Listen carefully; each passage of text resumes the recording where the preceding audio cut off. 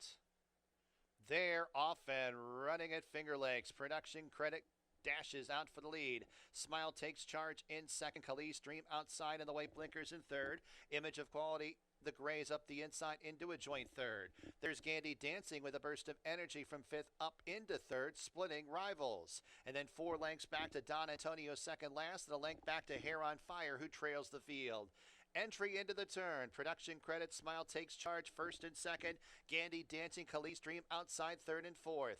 2.5 lengths back to Image of Quality shuffled fifth. And the back two markers, Hair on Fire is to the outside of Don Antonio. Those two about 10 lengths off the lead. As they wind their way to the top of the stretch of the opener, Production credit with a slender lead over Smile takes charge, who does not give up. Khalees Dream down the center of the course in third. And then it's Gandy Dancing fourth. 1 furlong to go. Production credit on top with a 16th to go. Production credit by a half length over Smile takes charge, and Khalees Dream followed up by Image of Quality, but it's Production credit victorious. Smile takes charge second, close for it's official. 5-1 upset, $12.64 in the opener. The winning mutual on Production credit. Exacto, $100.18. Try. And they're off. Taking up a little bit after the start, Solomini's Legacy. Otto Nipoti sending out for the lead. Halloway and Salty Ryan towards the inside. Wisecracker 4 wide, but in the clear and can advance up into second and contending for the top spot early on. Fourth place, Cada Dia Mejor. Salty Ryan takes back in fifth, a length and a half back to Feline Treasure, who's 3 parts of a length in front of Solomini's Legacy, who's at the back of the pack as they turn on to the backstretch. Otto Nipoti on top, the lead's a neck over Wisecracker, prompting outside second. Cada Dia Mejor, green blinkers in third, 3 off the pace. Half length to Halloway's towards the inside in fourth. A separation of 7 lengths to Feline Treasure to the outside of Salty Ryan, and 3 parts of a length to Solomini's Legacy. At the back of the pack, the half and 47 3/5 as they make the entry into the far turn. Otto Nipoti has the lead. The lead's a length and a half over Wisecracker, nudged upon in second. Halloway tracks in third, 4.5 lengths off the lead as Salty Ryan getting on track from the back of the pack. Salty Ryan is a clear-cut fourth, 8 lengths off the lead. Then it's Feline Treasure. Cada Dia Mejor second last. Solomini's Legacy trails the field as they reach the top of the home stretch. And it's Otto Nipoti who comes off the turn. Wisecracker, Halloway outside second and third. And Salty Ryan on the grandstand side in fourth. 1 furlong to go. Otto Nipoti staying to his task, has a lead by 3.5 over Halloway in second. Salty Ryan third in deep stretch. It's Otto Nipoti who breaks the maiden today. Halloway second, Salty Ryan third, Wisecracker fourth. $5 to winning mutual, double $25.30. Exacta $9.16, trifecta $8.93. Super $4.40. They're all in the gate, and they're off. Great start for a waiting trial who rushes out for the lead. A Knight's Courage, Rio Aleve up the inside. Rio Aleve's up into second, now gets that lead. It's peeling out from the back of the pack, who is scraping the paint, is up into third. And then it's 10-run rule, 3 wide fourth. Fifth place, A Knight's Courage, but ridden along hard to keep position. To the inside of Roll of the Soul in a space of about 6 to the gray, going to be possible at the back. Rio Aleve, the big favorite at 1-2, has the lead by a length and a half. A waiting trial outside in second. And then it's peeling out, who saves all the ground up the inside in third. 10-run rule stuck out deep in the course in fourth, and it's Roll of the Soul. 3 lengths back to A Knight's Courage in second last as they reach the top of the stretch.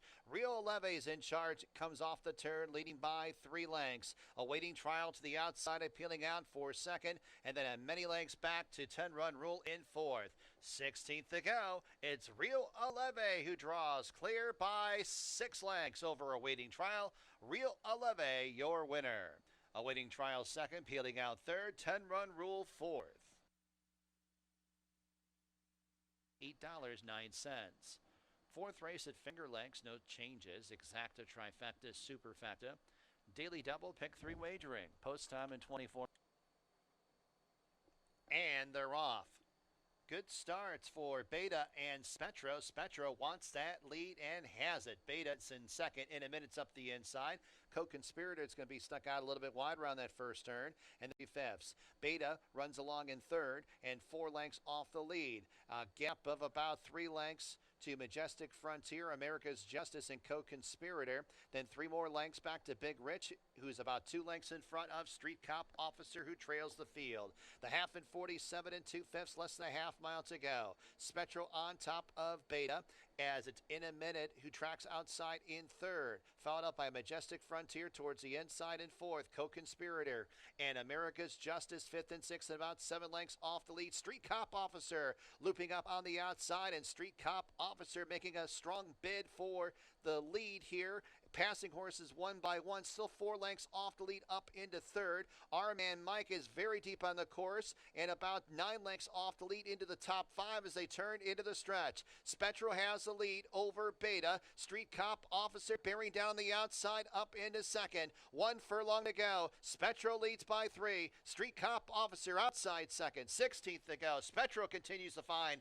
on the front end, and Spectral will not be caught. Street Cop Officer a strong second. Third, Beta. Fourth, our man Mike. Kid bred Spetro. $6.14 the winning mutual. Fourth race official. Daily double $9.56. Exacta $82. They're all in the gate and they're off. It's Ribbons and Medals, hustled out for the lead. Smooth Tails, 42 Ace on the far outside.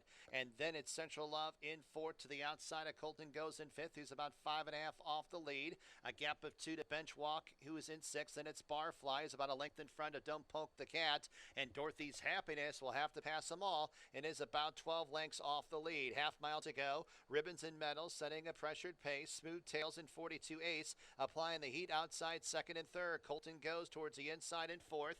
Bench Walk outside of him in fifth. 2.5 lengths is Central Love. Then it's Don't Poke the Cat. Barflies in second last, 11 off the lead, and 3 lengths back to Dorothy's Happiness, who still trails the field as they arrive at the quarter pole. Ribbons and Medals. Jockey takes a look back at 42 Ace and sees that's the immediate danger on the outside. Colton Goes is in third and about 5.5 lengths off the lead. Then it's Smooth Tails and Don't Poke the Cat. 1 furlong to go. Ribbons and Medals. 42 Ace. Colton Goes is getting closer in third. 16th to go. It's 42 Ace with the lead over Ribbons and Medals. 42 Ace prevails over Ribbons and Medals, and Colton Goes. Then it was $15.33. 6 race Finger Lakes scratch the 9 tumbles. Exacta, Trifecta, Superfecta, Daily Double, Late Pick 4. And they're off. It's Bad Connection who wins the break and fires out for the lead. Camus up the inside in second. Open Soul Autism races in third. Princess Cairo flying by outside fourth and fifth. Delightful Dixie in that middle cluster, 5.5 lengths off the lead. Tasty Wave probes through at the fence. Then 3 lengths back to Poseidon's Mist in second last, and a margin of about 3 lengths to Laughter, who's at the tail of the field. Onto the turn, Bad Connection on top, the leads 2. Camus in pursuit in second. Open Soul Autism, White Blinkers in third. And then it's Delightful Dixie in fourth. Followed up by Princess Cairo, who loops up to the outside, now up into a joint fourth. Tasty Wave is in sixth, and then it's Poseidon's Mist in seventh as they arrive at the top of the stretch. Bad Connection turns them in, has the lead by 2. Camus, Pink Blinkers outside in second. Delightful Dixie towards the inside as it's Open Soul Autism, who's now up into second. 2 lengths off the lead at Bad Connection. 16th to go, and it's Open Soul Autism who wrestles that lead away from Bad Connection. And Open Soul Autism has a 3-race win streak. Bad Connection second, close for third, Princess Cairo or Delightful. Exacta $28.40, Trifecta $21.45. Onward to race 7. Scratch number 1 did. And they're off.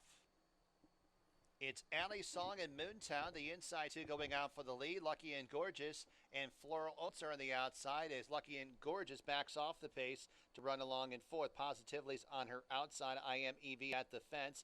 The back 2 markers are Tam Bam and Castle Dell as they navigate the first turn. It's Alley Song, who's opened up early on, has a lead by 4 over Floral Oats. Oats, who's on the outside in second.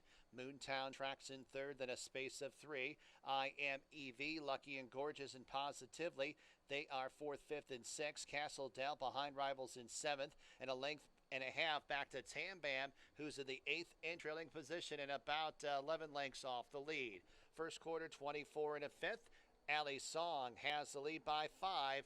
Tam, as it's Fleur Oates, is on the outside second, the opening half, in 48 and 3/5. Castle Dale, I Am EV in the midst of rallies up the inside, and then it's Lucky and Gorgeous in fifth, followed up by Tam Bam, Positively deep on the course and about 12 lengths off the lead, and Moontown's been shuffled back to the tail of the field. About a quarter of a mile left to travel, and Alley Song's trying to give this field the slip at the quarter pole, and it is clear by about 9 lengths. I Am EV's up the inside second. Tam Bam is on the grandstand side, and Tam Bam is winding up from the back of the pack, and Tam Bam is up into second and 4 lengths off the lead of Alley Song. Alley Song can hear the footsteps of Tam Bam. Tam Bam challenging for the lead of the 16th pole. Tam Bam wrestles that lead away from Alley Song, and it's Tam Bam from last to first. I Am EV in a photo for second with Alley Song, and then it was $3.84 the winning mutual, double $8.16, exacta $32.60, trifecta $51.90. They're all in the gates, and they're off. Montauk Memoirs, Henry's Hope, as well as Devil of Ramadi going for the lead. Price is Truth on the outside, and here's Cadillac Joe at the fence. It's Henry's Hope with a slender lead. Cadillac Joe along the inside on even terms. And those two clear by a couple lengths over Price is Truth the Gray in third. Montauk Memoirs fourth. Devil of Ramadi fifth. Rockin' Money's off the pace today in sixth. 7.5 lengths off the lead. Rasuli second last. And a space of 8 lengths to All of a Suddenly, who trails the field. First quarter mile in a hotly contested 22 seconds. Cadillac Joe and Henry's Hope going at it on the front end. Price is Truth will get first run at the dueling leaders in third. And then in fourth, that is Rockin' Money's passing Montauk Memoirs. Rasuli red blinkers on the extreme outside in sixth as they turn into the stretch. Cadillac Joe wins the war with Henry's Hope. It's Price is Truth the Gray, who's now up into second as Cadillac Joe shifting ground. Price is Truth is on the outside, and then it's Montauk Memoirs, Rockin' Money on the stand side in fourth, 16th to go. Price is Truth getting to the front end. Cadillac Joe back in second. Price is Truth. Give Worry 4 wins in the card. Cadillac Joe second, close for third. Montauk Memoirs. Ralph D'Alessandro, 4 wins for Andre Worry. $6.36, the winning $2 win mutual. Double $15.10, exacta 20. And they're off. It's Hypnotic Flare setting out for the lead. Honey in the Banks up the inside second. Stella Brown and Cue the Music outside third and fourth. Then in fifth, that Sugar Ride. Change order is in sixth. Seventh place, Chick Azteca.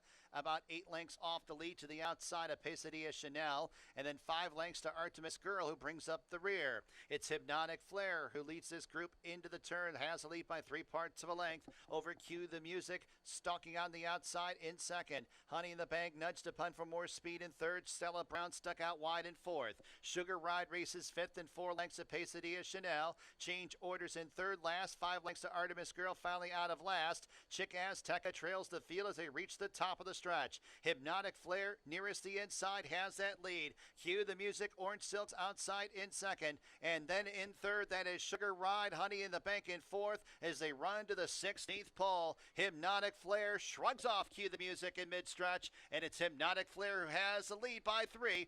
Sugar Ride into second. Hypnotic Flare, your winner.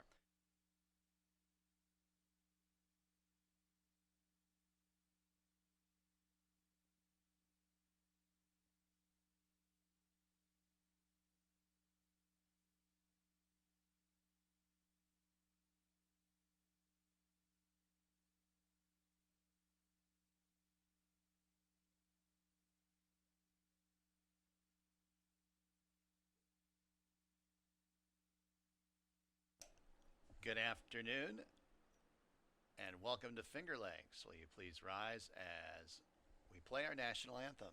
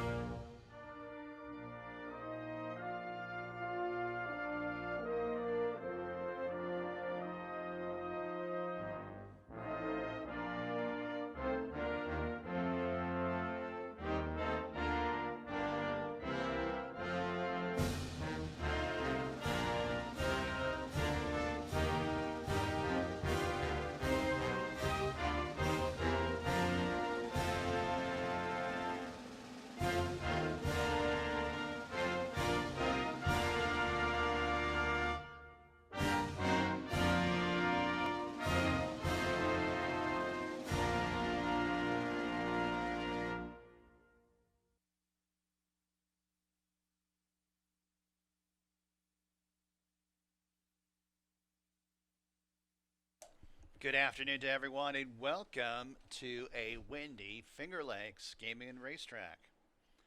A Wednesday afternoon of thoroughbred horse racing. 8 races are scheduled. Track at Finger Lakes is fast. Got about 59 minutes to race number 1. My name is Bill Downs, track announcer here at Finger Lakes, and I've got the scratches and changes for today's card. In the first race, you can see already we have a scratch number 1. Luminescent.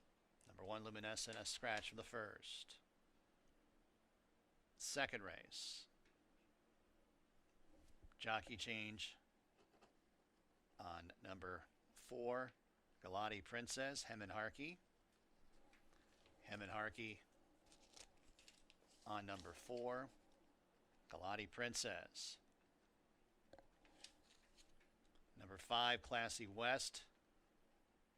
No hood in her last start. Third race. No changes in 3 or 4. Skip over to race 5. In the fifth race, number 2, Spectacular Bell, 2 over. The 3, Chrysler, 1 over. The 5, Almez, 1 over. Number 6, Slice Away, 3 pounds over. Race number 6. Number 6, it's not over yet, 2 over. Number 8, Deputy Tremont, 2 over. Seventh race. No changes. No changes in the 7th race. 8th and final. Number 1, Awesome Roberta. The rider is a scant 1 pound over. That's a look at the scratches and changes here at Finger Lakes. Got about 57 minutes to race number 1. Make your plans to come out to Finger Lakes for the Breeders' Cup.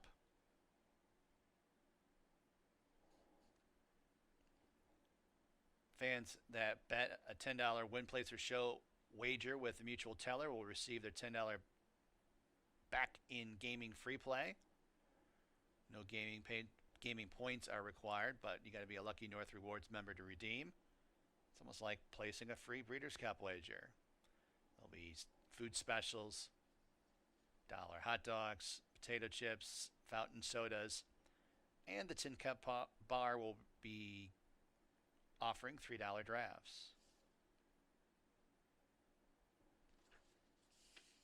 Also, don't forget that starting November 3rd, first post moves to 12:20 p.m. That'll be for the final, I think it's the final 4 weeks of the racing season. First post starting Monday, November 3rd, will be at 12:20 p.m. Handicapping with Dave and Jackie will be next. Have fun and good luck.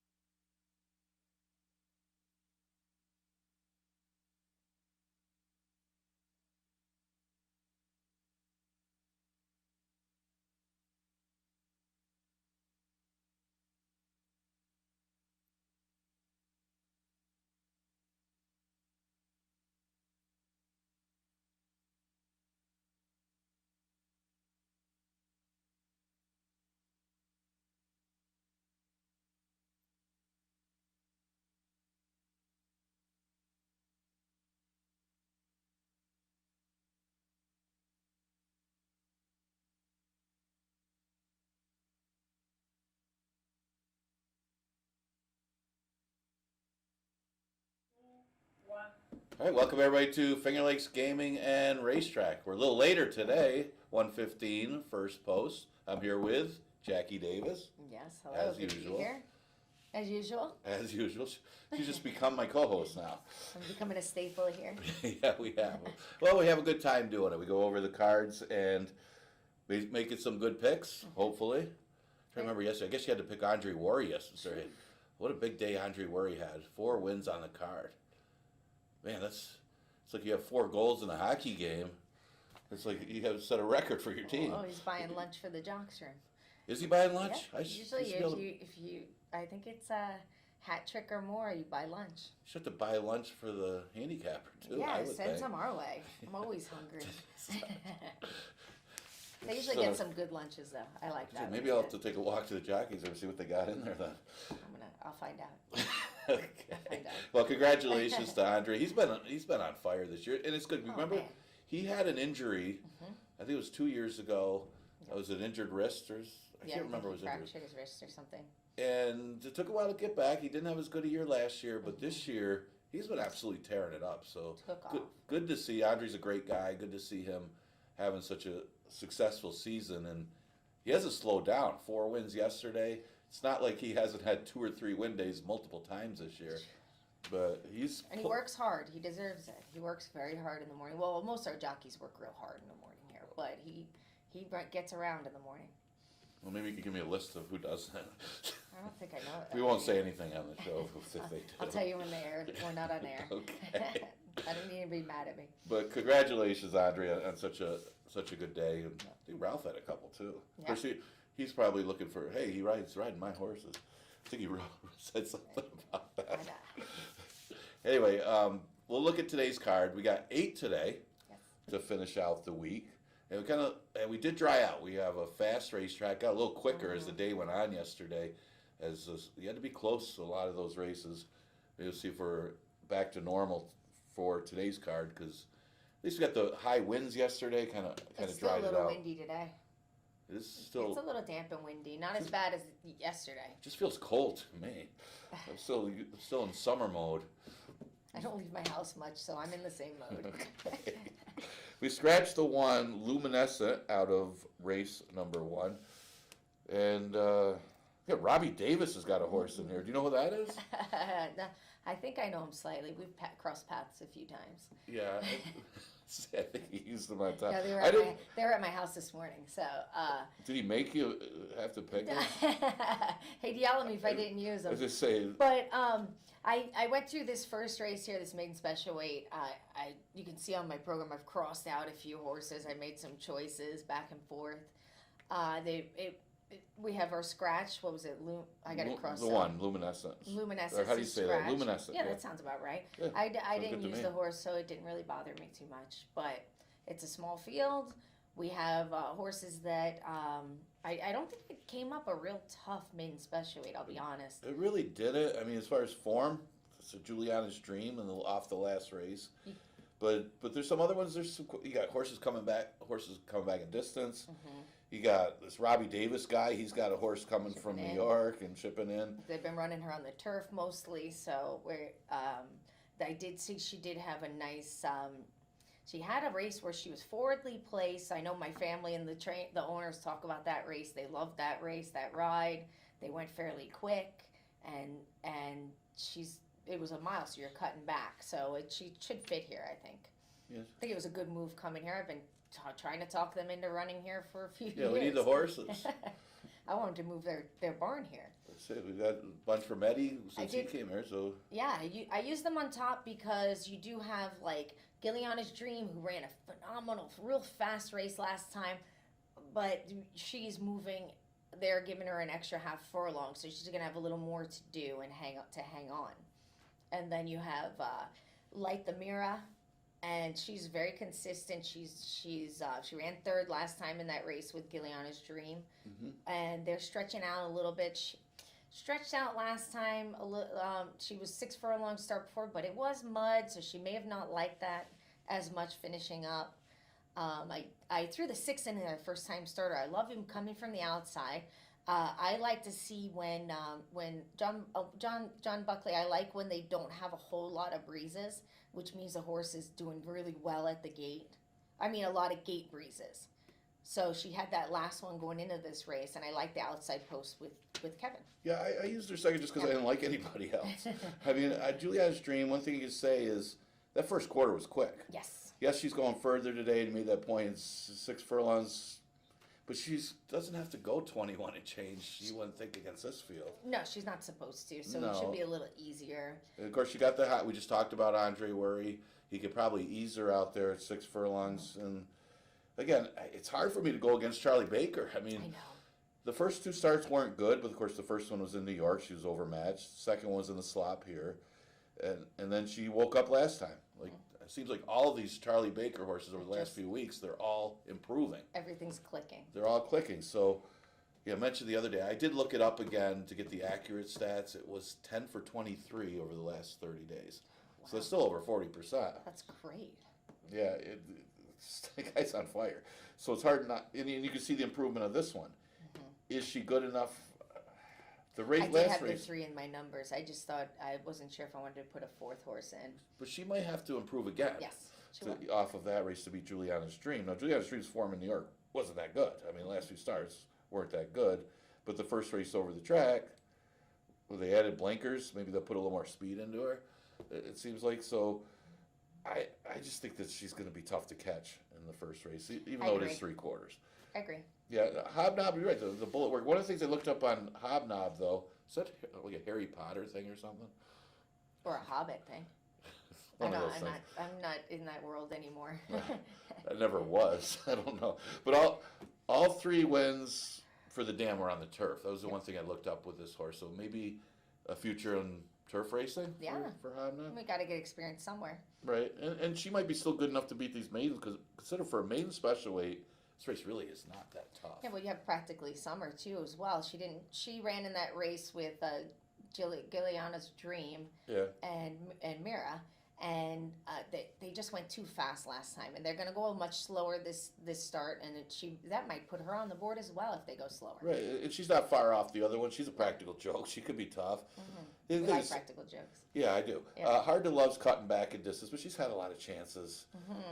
Bank on BB. I didn't know what to do with it. I mean, I know the one off the turf race that she had is actually pretty good and puts her there in the number. So I threw her in there because I didn't want the Davises mad at me. Listen, you don't want us ganging up on I the don't. races. So if I didn't at least use her I fourth. do know she has a lot more potential than her form's been showing. I did ride her first 2 starts, and I was working with her. So I do know, and I think coming here is going to really help her. You know, Go ahead. no. Speaking of ride, because I was watching the replay, I actually watched the replay of you riding one of the horses in here last year. Yes. Yeah. I'm both pretty good. watched it. Yeah. Yeah. I was watching to see what you did wrong in that race. But you're coming up the rail. They did make it tight on you on the rail. They did make it a little tight, and he did hesitate slightly coming to the 8th pole, but it was, in my opinion, it wasn't enough for me to hurt me from winning. May have cost me second. I will admit, I'm usually very good at admitting when I make mistakes, but I don't think. I was going to tell you if you did or not. So I'm my own worst critic, so I will tell you. Well, one thing I said, I didn't know what to do with that horse either. I mean, I'm talking about I'm pretty good for Progno's horse and Lisa Reed because they bet the horse the first couple starts as a 2-year-old, and I tell you what, she didn't really run that exceptional for what they were betting her, but she does have some good breeding out of a dam by Unbridled Song. So I used her in there. I didn't know what to do with her. It's such a late start to the 3-year-old season. First time Lasix as well, so. It's never a good sign that they're running for 11-9 either in the first start off the layoff. I just thought that TD McGee, it's hard to, just by default maybe. This was a difficult race for all of us. Yeah, I thought Classy West is a speed. I don't know if we both did TD. I put TD McGee on top because he's a nice closer. They're not going to go wicked fast. Now my Boston's coming out. They're not going to go fast, and he should be able to sit right off it from an outside post. For me, he's going to have a great trip. So you get the Boston accent. Well, yeah, my wicked. I learned that when I was riding there. And then you have a horse dropping down, Jessica's Ride. Yeah. I really didn't know what to do with her because her form was pretty good. So it was. You would expect her to run maiden special weight. That's another one. That's the tricky thing with me. Well, she's just off so long. I mean, yeah. If they run this race 2 years ago, she's going to win. Yeah, easily. absolutely. So she's going to need one. Well, you hope not for the connections, but Right. I threw in the two only La Deuce. Is it only La Deuce? La Deuce? La Deuce? I don't know. Maybe Deuce sounds a little more French, or maybe Spanish. I'm not sure. It's not Italian. We know that. So I put her in. I threw her in the mix because she's a one run. She's gonna sit mid pack. They're not gonna finish up real fast. Or you don't expect them to. So she can finish up in a 14 and a little, a slow 14. That's what I imagined. But she ran a great race last time, and she was closing. So the extra distance will probably help this one. And then you have my dad's in the race, Galianti Princess. First time Lasix, another one on the drop. She did not take to the grass at all. And I've sat on this horse in the morning, and she's really progressing. So it's not. I think there's going to be a rider change in that race too. Yeah, Jeremiah's not as Yeah, I balanced. think Harky's going to be on that. He'll be able to be aggressive and get out there, and I'm not sure. I know they've been training her to finish up, so we'll see what happens with I that. hope I didn't make a mistake. I didn't use I didn't your put her. father's horse. I threw in there because she's supposed to improve off that last. Yeah, one. I don't know what to do with Yeah. it because of that. I mean, she's got some Yeah. decent breeding. It's a Kentucky She's bred, been training well. I know that. but it's more turf breeding. Yep. And She showed she didn't really want to be on the grass, but they also finished up. But here's the thing: doesn't need to be much against this field in the third, and I say that because you just look at the numbers. So, the buyer part. If you look at the relative buyers, a 42 buyer for TD McGee. If you look at it that way, on the good racetrack that she ran, is good enough to beat this field. And if you watch her last race, Classy West was out there. She was bet down to be the favorite. She was wide. And then she had to alter around horses wide in the stretch, and she still had a lot of run left. I had the 5 as my 4th choice, and he ran a good race last time. Like you said, she was wide, but the races she's been running 6 furlongs, I didn't know what to do. I mean, she's dangerous if a race like she this. Gets loose on the lead by herself. If you're alone on the lead and it's with slower horses and they're all about the same. Generally speaking, they're not going to pass you. No, a bunch of horses, absolutely. Especially a maiden race. Yeah. So Classy West, to me, is dangerous in that sense. I agree. That she could control the pace. Now, we do have a note, if you're just using the program, that is incorrect in the program. There was not a change. Wasn't wearing a hood. Yes. So I'm assuming that there were no blinker changes or anything at all. So we'll just look at it as no change. Jessica's ride. I used the horse third. And again, it's just a simple fact of, On class alone, she might be able to just get on the board. I mean, you see, Katie's hitting the board against some special weights in New York. Yeah. So she's at 11-9 here. She would win. Yes.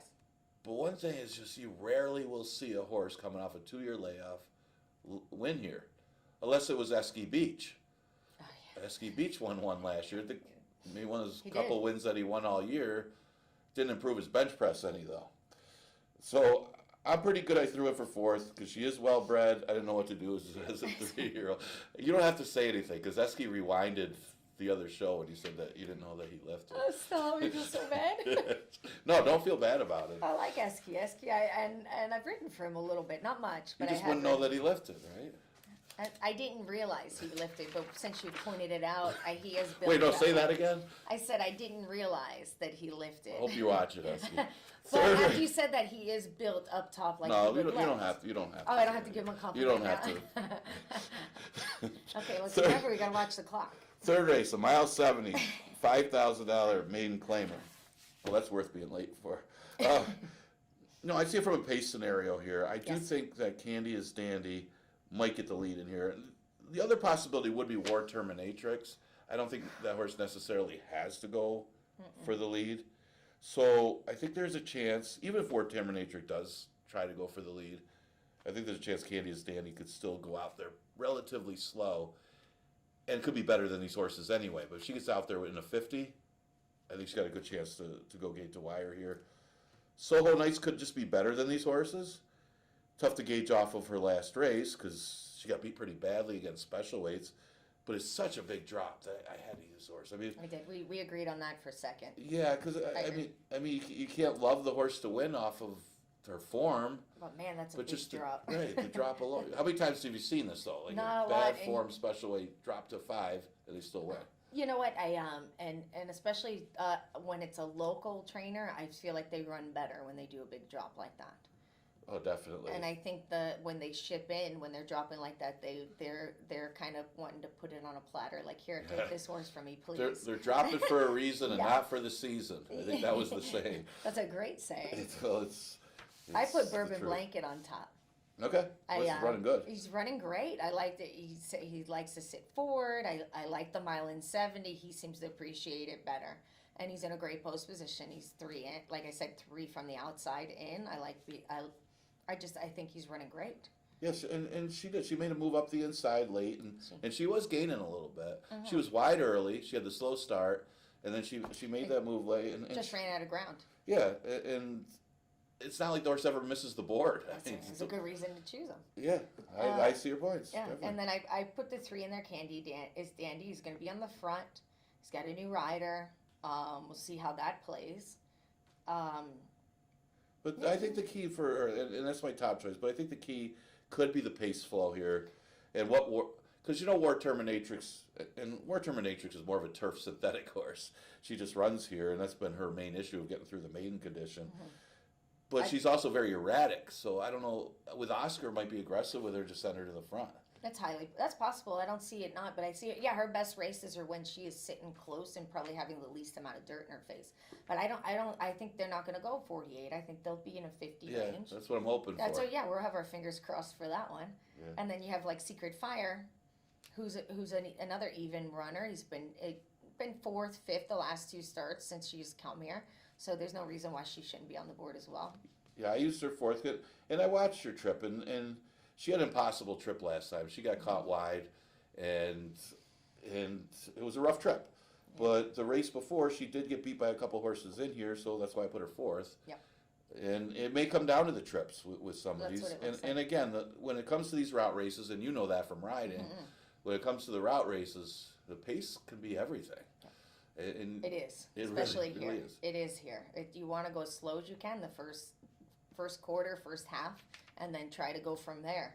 And getting caught wide is troublesome here. You don't want to be caught wide on both turns. Yeah. You want to be able to save ground, at least on one of them. And it's a tough position though from an 8 or 9 post, and you're hitting that first turn, and you got tactical speed or whatever, but not as fast as the leaders.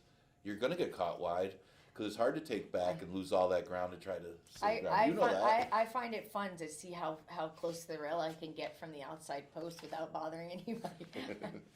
I've done it from the 13 hole to the 2 hole. I know we're running the mile races more now, and you gotta be quick thinker on those, don't you? Sometimes I hold my breath sometimes watching them.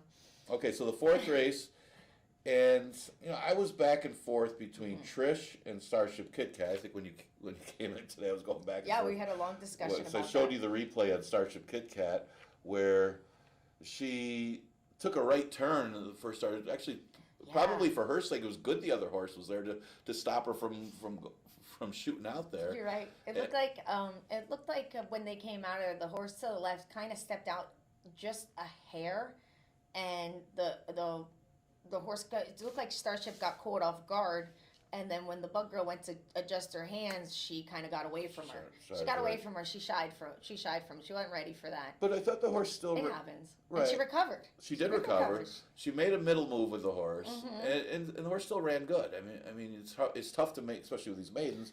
It's tough to make the middle moves and still kind of hang around. And then she lost a little bit in the stretch. But for me, it looked like the horse got spooked a little bit and kind of got away from her. Like I said, got away from her leaving there and kind of like took that middle move. And then she ran on a little bit in the stretch, and it wasn't really. It wasn't that bad. No. But I mean, the break could matter though. I mean, the break's going to matter, but what's because great, there's not a lot of speed in here. She's on the outside again, which is she got a horse outside her, which shows a little speed from the gate. That Frosty Karina, the last breeze was a 37.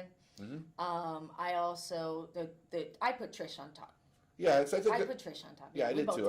I didn't see that. I think we discussed it. Well, I was back and forth between. I think I gave you the defining factor. Yeah, you. the defining factor is I think she's going to get the better trip again. I agree. And I'm looking at it from a trip because all things considered, if Starship Kit Kat was breaking inside and Trish was breaking outside, I would have flip-flopped my picks. I would have put 9 on top, to be honest with you, because the other speed is going to be Surprise as a speed to me. And if Going to Be Surprise gets out there, if Starship Kit Kat does break better, she's out there a little closer. And I think she needs to be. I think she's got to have a better break to be into the race a little bit more. And you see her race a couple of races ago, she finished ahead of Trish in that race. But, of course, Trish had some issues, got blocked behind horses. So I think that was the defining prize. The time that she beat her, I'm saying, oh, wow, she beat her. It was also 6 furlongs. Yes. It was also 6 furlongs. Trish did have some trouble. She got blocked behind horses, and she probably would have finished ahead of Starship Kit Kat that day. So I lean towards her. Starship Kit Kat with a better start. I think she could run well here. I didn't really like anybody else, except maybe Going to Be Surprised could be dangerous if she gets out there and left alone on the front end. They're adding blinkers to the one horse, the Ariam Killarney. They're adding blinkers, and when last time she ran 6 furlongs, she was up front for a little bit. So they're looking to put more speed into this horse and focus them up, which could be something with that horse. Yeah, well, that could be a problem for Going to Be Surprised. She might have a little company for a little bit. The owner was an employee here. And if you're looking at long shots, you look at the force, Cruise in to win. The last time she ran 6 furlongs at this level, she sat on top. She sat up front as well with some not very fast fractions, but you never know. Yeah, 6 furlongs is always different. You know this. 6 furlongs is always different than 5 For and here a half. It is. Because jockeys are, I know you are much more aggressive going. Well, 5 6 furlongs is a true sprint somewhere else, but here it's like 5 and a half is you got to be aggressive. You kind of ride it almost the way you ride the 4 and a half. Yeah. And you kind of And then 3/4, you're more relaxed coming out of the gate. Absolutely. Yeah, I've noticed that. It would be like at a bigger track going from 5 and a half to 7 furlongs. That's how you would. Unless you're John DeVille or Clive Beach. I think those are the 2 guys. Why? What did they do? They were more aggressive from the gate. Oh yeah. I did. I I did not ride with Clive. Well, Clive was a long time ago. Yeah, he but was I did known ride. for that. I learned a lot from riding with John here. A lot. John tended to like to be aggressive early. He really knew his horses and he knew the track. So I learned a few extra tricks from him. Yeah. Which I'll keep on that. But what he did is because you knew that he was going fast early, you would automatically take back. So he had that advantage over the rest of the riders here because. Hey, if you go, you're going to get in a speed duel with me. He's one of those riders you didn't want to get in a stretch duel with. Yes. He knew how to race ride a little bit. I learned real quick that on the turn that you would have to overtake him quick. Like you would have to catch him by surprise to get by him. And even then it was hard. I always said that whenever you're watching a race, John's on the lead, somebody else comes to him, and it's a stretch. John's going to win. Not always, but most of the time. Most of the time. High percentage, yeah. I think the ones that did beat him were the ones that kind of snuck up on him. You'd have to sneak up on him. Usually I would try to sneak up on him at the 5/8 pole, but I wouldn't try to run up close on him. I would try to give a little space so I wouldn't give his horse a little extra initiative, and that's the only way I would beat him. Fifth race, and we do say a happy retirement to John. Obviously, I know we do miss him. Yes, 2-year-olds is the 5th, going a distance of a mile, and I think this is our first mile race or more for the 2-year-olds. If I'm correct. Yeah. I kept saying I'm excited for them to run 2 turns, and now when I look at it, I'm going, oh man, who do I choose? Well, one of the things and this is just from the experience, and this is a tough race to kind of use this angle, because every year it's a horse that comes in here that's got route experience that wins the first route. Problem is, the only horse that's got route experience is a turf horse. So I did end up using her because of of course, I feel like I'm going out on a limb with the horse a little bit. She is a Tis the Law. The thing is, she's not really bred for the turf. I'm not so sure Tis the Laws are so great on the turf. Definitely no turf on the dam side. Her first start on the turf, she didn't run that badly. Manny Franco was aboard. Her last race wasn't so good. They're going to add blinkers, but the big thing is, I just think coming here against our 2-year-olds with that route experience, you're going to have a little more fitness in a sense than some of the other 2-year-olds. And whether that's the main reason or not, it just seems to hold up year after year. When we run the 2-year-old routes, the first sometimes the first two that we run, if we run more than those, they tend to be the horses that have route experience. So, I agree. But he's a tricky read because she doesn't have dirt experience. And the dirt breezes are a little slower. A little on the slow side, but which is good. It translates for running 2 turns. You'd want to do that. Yeah, so I'm going to use her on top. I used her. I didn't use her on top. I used Back to Cali on top. I know she's another one. She came from New York. She ran a great race going short here, but it looks like she could want to go long. Even though they went a little quick, she ran very even. She never gave up. Good breeding for it. Exactly, yeah, good breeding. Yep. And I used the Chrysler for second for similar reasons. Right, he looks like he's like we said, he broke the last race. He broke absolutely horrible. He ended up in the back. He made up a little ground, but it was kind of a race you could throw out. And then the start before, she was forwardly placed. It looked like she didn't really stop, but she didn't move forward. So the even way of running is pretty much a similar way of why I chose Back to Cali. Yeah. Sorry, I didn't want to interrupt you. Now, half the field's fillies, half of them boys. Now, when they're 2-year-olds, I tend to say, I didn't even look at that. At this point of the year, it sometimes doesn't matter. Well, with 3-year-olds, it would matter to me. Absolutely. I would not even use. Because they've already gone through that maturing stage. I wouldn't even use my top 2 choices if they were 3-year-olds. Mm-hmm. Now, when they're 2-year-olds, and we've seen the fillies beat the boys all the time of the 2-year-olds. Yeah. So, if well, it's a long race. They're not going to split up the boys and the girls. I don't think they have enough. Well, boys are better than girls. I actually really like that. I got to slip that in there. I've proven that wrong. Okay. I put that maturation in there. She wasn't in the beginning of the week going short. They scratched to go. That means they were gearing towards this the race. route, right. They want to go the route race. She doesn't. They went very fast on her debut race, and she did make up ground to get a check. So I think that's a horse to really look out for this race. Yeah, and of course the other male horse. I thought Chrysler was the best of the male horses, and they had a little more speed going long. Do you want to show a just little go more out there. speed going long? Yeah, I don't know. It could be, like we said, a focus thing since he's a colt. Right. Because the last thing that people want to do is geld a horse because they want to look for the future, life after racing. They'd like to breed some owners, but. So it looks like we have, 4, 5, it's pretty much half and half. Then you have a filly come boys chipping and in, girls. an Excedo filly, who they've been running very well when they come in here. Yeah, first time starter. Yeah, I'm not so sure what I want to do with that. No, I didn't use it. 6th race, 5,000 claimer, going 6 furlongs. And I tell you what, probably the best betting race on the card is race number 6. You got a big 12-horse field. I haven't got any scratches yet when we got ready for the show. I did not. And a good competitive race of a 12-horse field. And these are fun because it does come down to trips here. And, of course, you can't always know with all those horses and all the traffic if you're going to get the trip.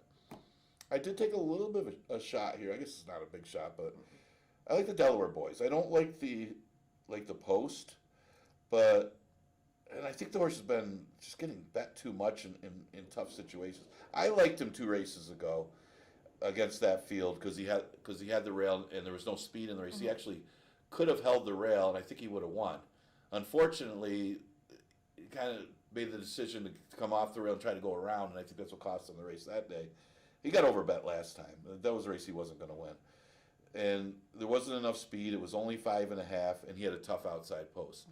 Today, with a bigger field, he's going to get a true pace up front with the presence of Scales of Gold, especially, who's got speed from the rail, and Brewing, who might push the issue. I would think that Delaware Boy is going to get a better pace scenario today, and sometimes that's better with a bigger field. So you get that with a closer. Because he's a better horse sitting back, relaxing, and making a run. Absolutely. And I think today he's going to be able to do so. Take a shot. And he's got a little extra ground to make up. Mm-hmm. So that's definitely going to help him. I just don't like the posts. I don't always like the wide closers. I'll be honest. I don't really worry about posts going short as much as I do when we do the 2 turns. Well, I don't like it. With a big field, yeah, it will be difficult. It will be a Yeah, little more because you difficult don't, because you're trying to, I'm always trying to look for trips. And not many lengths. I'm with you with the trips. It's Yeah, not all many about- lengths separate these horses that'll being wide, going outside versus going inside. Right. Is going to be difference of a couple lengths. Horses that are a couple lengths. What's apart, great is most of the speed, talent-wise. most of the true speed is coming from the inside, From which the will be one. great. You Yeah. have the one hole, you have go get the go get the bag. Showed speed, some speed last start, very similar speed. May's not as fast as Scale of Gold, Right. but he will be sitting right off him. And then you have a horse like Brewing who looks like he wants the lead and he wants the lead alone. And that's going to be very difficult for him, even though he is on the draw. Yeah, he's not as fast as Scales of Gold. That's the but problem. what's good is he'll be on the outside, and there's outside of them, and there's not a whole lot of speed that will be in front of him, so he'll be able to sit in a nice stalking position off of them. True. Good point. And I put Brewing on top for that reason, because he's going to get first jump on them. Hopefully he'll be able to learn how to sit by horses. And then you have Union Navy. Yeah. Who looks like he's another closer that's you don't want to leave out. I chose him second because it is a big field and you're going to have to be able to maneuver. And we talked about that horse because you won with that horse before. I did win on that horse. Like I said, isn't this horse better at 5.5 with the one run he wants to make? No, She's you like, go. This looks oh like yeah, I did win at 5.5. no. You go. This looks like a horse you would win on. You said Yeah, you would fit that horse, right? And I what saw him and I go, I did win on this horse, and I know this horse. That is what I said. I said this horse needs Jack. I bet you would win on this horse. And I did, and Kevin fits him very well. He does fit him as well. And I think if they go a little quick up front, he will get a nice jump on them. But I do like him a little. I use him too, but I would like him a little better going 5.5, just because he has that one run. I do interchange in there. Well, yeah, because of the 1-1, they're going to go much faster and they're going to stop faster. Mm-hmm. And I threw interchange in there because I do like. You throw the last race out. Obviously, he fell. He broke awkwardly, and the rider came off, which from the 2-hole is not going to be great from a 12-horse field for him because he's going to be sitting there fidgeting. But Chris Russell's shown that he's been. He gets along well with those one-run closers, and he's been maneuvering very good. So it might be a good change. Yeah, I like the way he rides the horse. I know you don't stop talking about him. So. Well, I give the guy a little credit. You know, I still haven't officially met him in person, so no, I like. I'll have to go introduce myself. See, I like these guys that don't get a lot of mounts, but they're still riding well. I do you know too. What I mean, I it's do like, too, 'cause- it's one thing if they're not getting a lot of mounts and you watch him. Okay, there's a reason he's not getting many mounts. Yeah, he's not riding well, but he's really and he didn't start the meet off here. right. So he came in late in the meet, and that's very hard to do to build business. I like the underdog. Okay, I mean, they're like I was the underdog all the I time. always in my consider life. myself an underdog. We- And it depends on who you talk to. One of the top riders here. I know, but if you look at who I rode for, I don't ride. No, you're right. I don't ride for the big barns. I ride for all the little guys, and I try my hardest, and it shows. See, it's tough being a Patriot fan because they were the favorites for so long. Now they're the underdog. Oh shoot, we got to remember we only have 8 races today, so we're not in a real rush. Yeah, so. I'm like. Yeah, you're excited today. That's I know. good. I feel good today. I got my rest. I did all my physical therapy yesterday. They knocked me pretty hard. I almost didn't make it to see you guys this morning. I was gonna get you in the boxing gym. Though once they give me clearance for that, we're going over there. See your And then all the guys will be really mad at me because I'll start throwing. No, there's a lot of good women in a boxing gym. A lot of fun. I thought this 7th race was going to be a great race. Oh, very I like exciting because we were talking about the horse that you won on. Yeah, Maryland's New York Pride. Yes, and it was going long when she broke her maiden. Yeah, I rode her. I broke the maiden. I had to pick her on top because she's still like. I feel she's winning and running good, but I feel like she's still learning. Like the last time she won. She went out there. Everybody went and did all the hard work, and she went out there and she went by them with her ears twitching like she wasn't doing anything. I tell you, So she won for fun though. That's what I'm saying. Like she's and we've always said she's a distance horse. Obviously, I won on her going 2 turns. So and the post position, the 6 out of 8. I think it's a beautiful post position for her, and I think she's gonna gallop. I think she's gonna win. Well, Jackie picked her last time, I and did. she was 100% right on her. I did. She looked good. She's got a lot of talent. I used her second, but I also like. I mean, I think I like Yankee Doodle though too. I mean, Yankee Doodle. I threw my Yankee Doodle in there. Yes, she's done nothing wrong. I mean, she won 2 in a row. Yeah. And then she just ran into a really good one, a Dealey Smile, who would probably crush this field too. Yeah. I mean, that's just. And she was clear the third horse. She was just so much better than the rest of the field. And you're right, Maryland's New York Pride is probably the main thread if she runs the race that we'd expect her to run off of the good sprint race that she had. There's not a whole lot of, there is speed in here. You have Only in My Dreams, who's going to be forwardly placed, has not run 2 turns yet, and but she looks like she's rateable. But there's other sprinters stretching out, especially Red Wine and Whiskey. I would expect her to have some natural speed. And that's going to be one of the fun. Even Ruby's Mission. I mean, she doesn't have experience going long, and she's stretching out a sprint. So I think you are going to get enough of a pace for Yankee Doodle. I'm hoping so.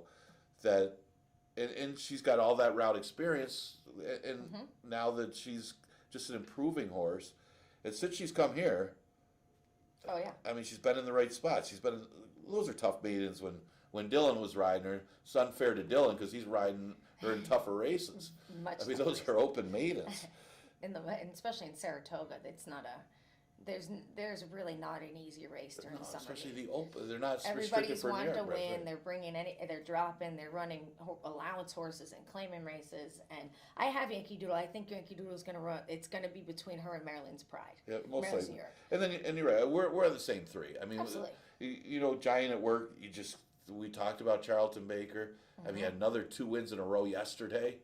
I mean, both of them look good winning. All 3 of those horses, they're going to be sitting right behind the pace, a little close, maybe mid pack, and they're going to be the ones. It's going to be who's going to get there first or get through. So the other question mark I had was Red Wine and Whiskey. Yes. It's not the strongest of breeding for route, but I thought she ran lights out last time. She ran one of the best races I've seen her run, and but she is questionable going long. I guess that would be the big question. But she ran a good second in a strong lifetime race that she was in. I was really impressed with that last race. I wrote in my notes that she's going to be forwardly placed. I would just like to see her back in the sprint, to be honest with you, after that race. I was surprised. But they could be right. I mean, maybe we'll see how she does going along. They do have good people that work for them, and the breeze is she's going in 50, 52, so maybe they think she's got the way she's galloping, she's got that steady pace to be able to. So it's always worth taking a shot. And it's a mile. It's not like it's a mile and 16th or a mile and 8th. Exactly. All right, 8th race is a never won 3 condition for fillies and mares, going a distance of a mile. Obviously, some question marks in this race. I got a couple horses that are familiar with each other. I mean, Silent Sandy and Dharma have been racing with each other. They've been racing close with each other. But I do think that I just think that Silent Sandy off the last race, she looked good winning. You know, and she beat Dharma, though Dharma came back after that, probably ran an improved race. But that was over and off track. Was there a chance of rain today? It looks like it. It looked like it was going to rain us the last 2 days. I think. I was surprised it was raining when I woke up this morning. But when I drove to work, it got nice again. Well, in these places, I live not even 10 minutes up the road, and sometimes it rains here and it doesn't rain at my house, and vice versa. So you never know. But I just got a cloud over my head at all times, so it's always raining on me. Silent Sandy in this is I put her on top because she's got the more consistent form. Since this year, she's never been off the board. She's always right there, and I think it's her turn. I like the trip that she's going to get to. Yes. I mean, I see the speed as the rail horse, Awesome Roberta, going out there, and I give her a chance too because I think she's dangerous. It depends on how fast she goes, how good she is going along, and can she withstand. And how many times in the last race, you always talk about the sprints. Everybody's sending. Sometimes the last race, you see the horse get out there and it doesn't come back, and it's a price horse. It happens. I've done that a bunch of times. I know you have. And they used to call me in Parks the queen of the last race. Did you win the last one? Yeah, I did over there, and when I was riding in Parks, because for that reason. But and also Awesome Roberta, there was in the beginning of the year in 2024 December, she had a sprint a mile race in Aqueduct, and she did not run bad.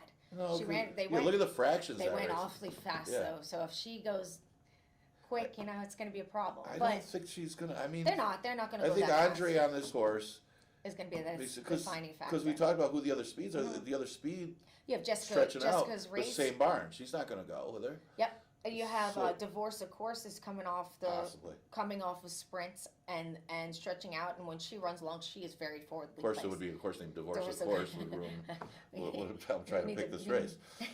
Throw that one in, and then you have Glory Bound Clara, who's been. I know when I was riding her short, I remember they kept saying they wanted to run her long, and look what she's done since they've run her long. You can't leave her out as well. I'd like to see her on the turf. I know. I would love to ride her on the turf. Maybe next summer when I come back. Say They'll that's send me out there. But with you're right. It is more route than sprint with Gloria, and she runs good. She runs the good same both. race. She runs the same race. She's got one of the biggest hearts, and she runs solid every time. Yeah, she runs the same race whether Yeah. it's long or short. She'll And probably. she tries. She tries. Yeah. She ridden that one. How many of those horses you ride in that last race? Probably a few of No, them. just her and just her. I think she's the Is only it? one that I've ridden in the last race. I like when I'm in the race. No, I've never ridden any of the other ones in this race. No, I would love to. Well, we're going to have a good visitor today. I think, Yes, my dad's going to be here all day, Robbie Davis. So he's going to be very critical of her picks here on the show. Hopefully, I could get him to we'll get him to speak down there with me. Yeah, we were trying to get him to come on the show, but he's in the first and second, and Maybe in the future we'll get him to. they do have another one that's coming. Maybe I can talk them into. Is he gonna ride? Remember he came. He rode one of his horses. Did he ride a couple of his horses? He is so aggravated that he was like, "I'm just gonna do it." He's just myself." gonna ride him. And then he came in, and the horse ran second, and he broke his stick. It cost him. Yeah. I guess he got so Was excited. he the trainer of the horse too? Yes. So he had to yell at yes. himself. Yeah, he did. What was that jock doing? Why couldn't he have Well, good jockey, yeah, equipment? white jockey.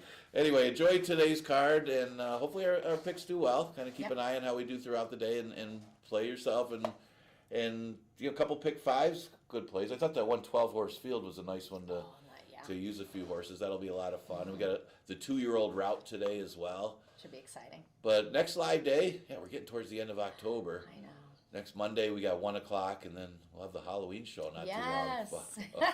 I'm a little afraid of what I'm going to have to wear for I'm that gonna one. start organizing all the fun stuff we're gonna bring. All right, so we will see you again on Monday. Jackie will be with Yes. me again. Yes, I will. So we'll see you around noon next Monday. Seems like a long ways away.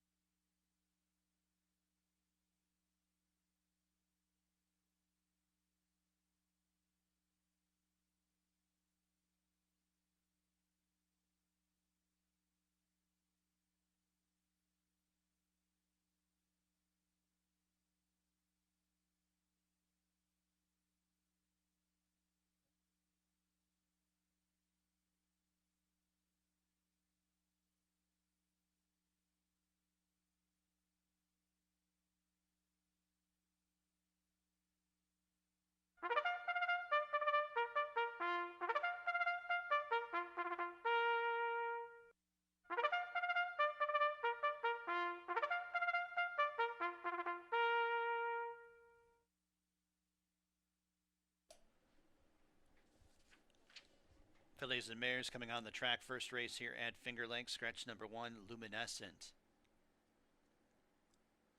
Number 2 is Juliana's Dream and Andre Worry. Number 3, Light the Mirror, Joel Cruz. Number 4, Hard to Love, Kaber Koa.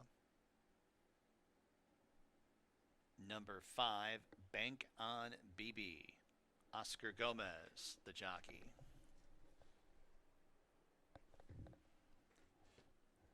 Number 6 is Hobnob. Well, I guess we'll go to the 7, Practically Summer, and GM Rohina.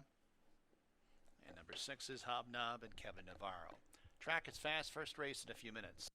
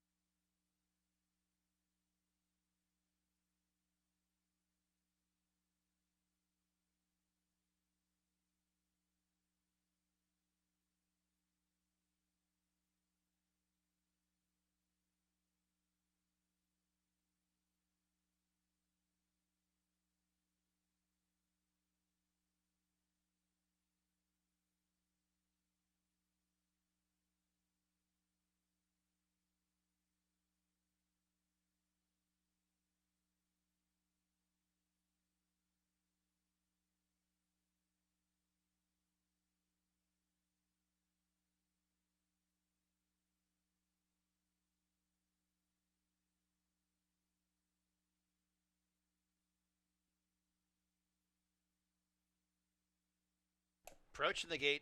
Approaching the gate for the opener here at Finger Lakes.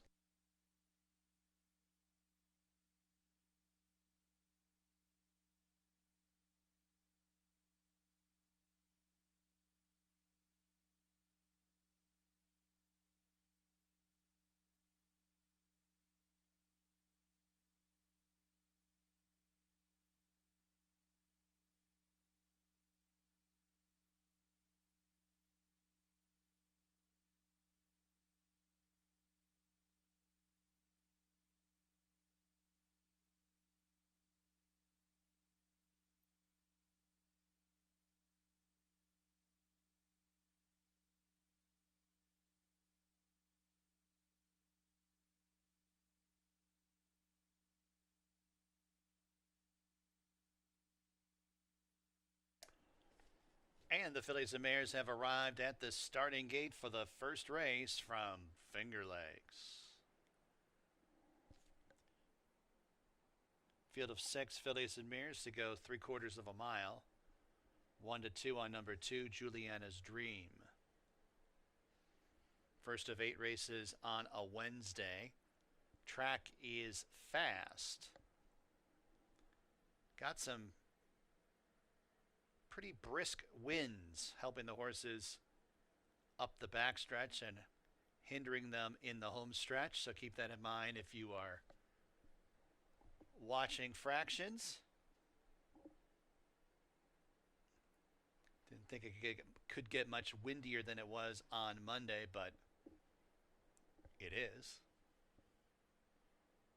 Well, at least we got a fast track to start the day today.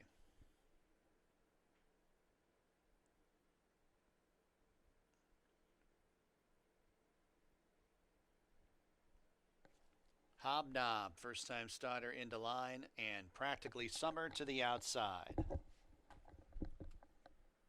They're all in the gate. They're off and running at Finger Lakes.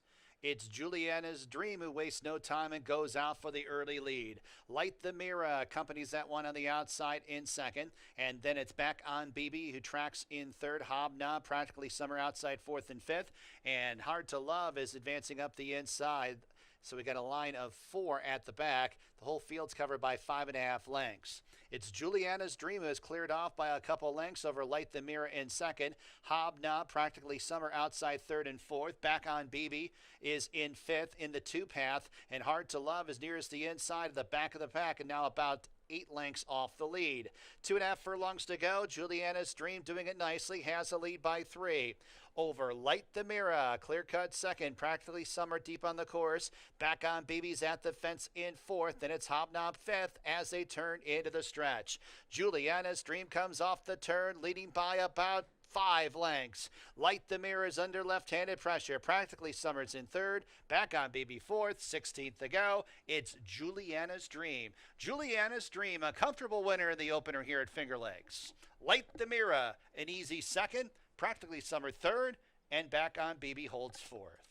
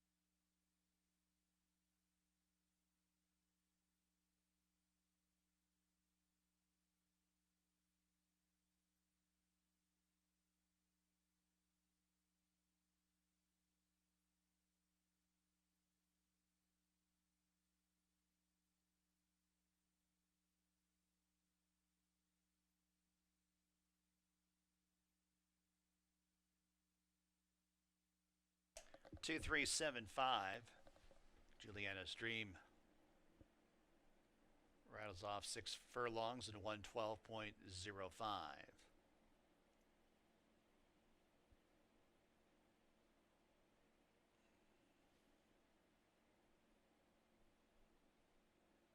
Back to the winner's circle, number 2, Juliana's Dream. 7th career start, a lucky one, New York bred, 3-year-old bay filly by Lauban out of Bullish Sentiment. Jeffrey Engelhardt in Final Turn Racing Stable, the ownership. Jeffrey Engelhardt, the trainer. Andre Worry, the winning jockey. McMahon of Saratoga Thoroughbreds and Jamie Gibson bred Juliana's Dream.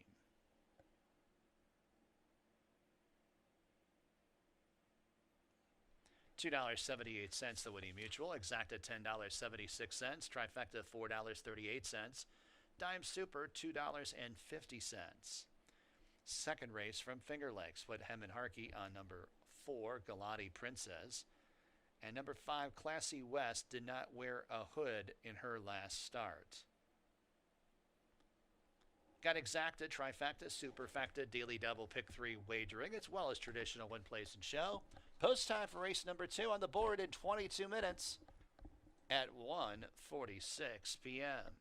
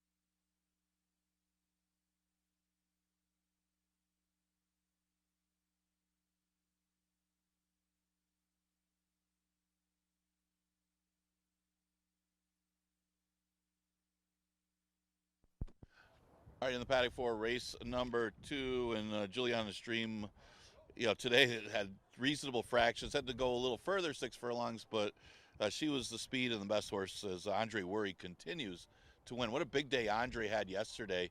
4 wins on the card. He starts off where he left off with a victory in race number 1. Second race, 11-9 claimer for Fillies and Mares, going a distance of 6 furlongs. Look at some of the contenders in here as the new face, Galata Princess, getting some play, as that one's the early favorite right now at odds of 3-2 for trainer Robbie Davis, as he's got a couple in today. Had one in the first, got one here. A turf-bred horse that tried a mile in the turf first start. No surprise there, as that's what she's bred for. A little out of her element, 6 furlongs to sprint, but it is at a reduced level, facing easier competition. So see how that transposes here. Well, she could just be better than these. Interesting to see. That's a tricky read. You got the one, Jessica's Ride, as a tricky read. She's getting the early play. These are the 2 favorites, and they're really the mystery horses in the race. Jessica's Ride, numbers-wise, would crush this field. Problem is, where you been? It's been over 2 years that Jessica Ride's been competing, so you don't know what to expect from Jessica's Ride. Yeah, on paper, she's a winner. Problem is, it's on paper from a couple of years ago. Lots has happened in the last 2 years. But if she can run back to those races, she would easily win this one, but that's a lot of ifs. I was looking at the 6, TD McGee, and she might just win by default here, as she's been running at the level. She's been hitting the board at the level, ran a good second when adding Lasix and coming here for 11. And then last time, wasn't the best trips. She was wide, had to alter course right after the turn, trying to make a move, and the speed didn't back up. Classy West had the lead. Sugar Ride wore her down. Now, Sugar Ride ran yesterday off of the maiden win. She actually dropped off the maiden win and faced 5,000s, but she ran well. She ran a good second in the last race yesterday. So TD McGee maybe can run down the speed. The speed comes from the 5, Classy West. Classy West, of course, there could be some possibilities, some other speeds, because it's not like Classy West is that fast. She did very slow fractions. You could say she had no excuse last time, that maybe just Sugar Ride was the better horse, but she had absolutely no excuse. She went 23 and 47 for 5.5 furlongs and didn't hold on. Maybe another chance today if she is able to get those kind of fractions again. Maybe she holds on better. She has to go a little further, 6 furlongs, so I can't see her going much slower than 47 and change, but she could be the controlling speed if she's able to get out there again. Maybe she doesn't get caught in the late stages. Got to use her just maybe on a tactical edge in this race. Another tricky one is the 3. I'm pretty good. She's going to make her 3-year-old debut here. She had 2 starts as a 2-year-old, burned a little money. I mean, she was well thought of. They went off favorite both times. Well-bred horse. She's out of a dam by Unbridled Song. It is an unraced mare, but she ran okay in her debut. But yeah, they paid $15,000 for her as a 2-year-old. Again, Unbridled Song on the dam side. So it'll be interesting to see how she does. She's not taking much for early play, but she's kind of another one, kind of like the horse off the 2 years. You don't know what to expect from her, making her first start as a 3-year-old at this point in the season. Exacta Tri Super Daily Double and Pick 3 starts with the race number 2. You got about 4 minutes to post.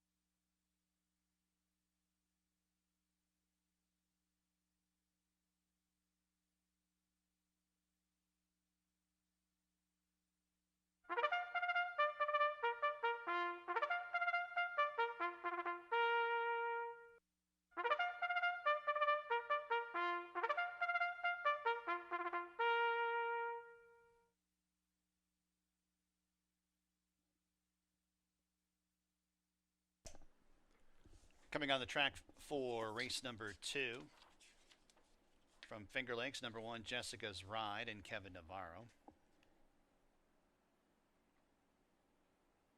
Number 2, Only La Das, Oscar Gomez. Number 3, I'm Pretty Good, Emmanuel De Diego. Number 4 is Galati Princess. And a jockey change to Hemant Harkey. Number 6, T.D. McGee, Ray Lou Gutierrez. And number 5 is Classy West, Andre Worry. Post time in a few minutes.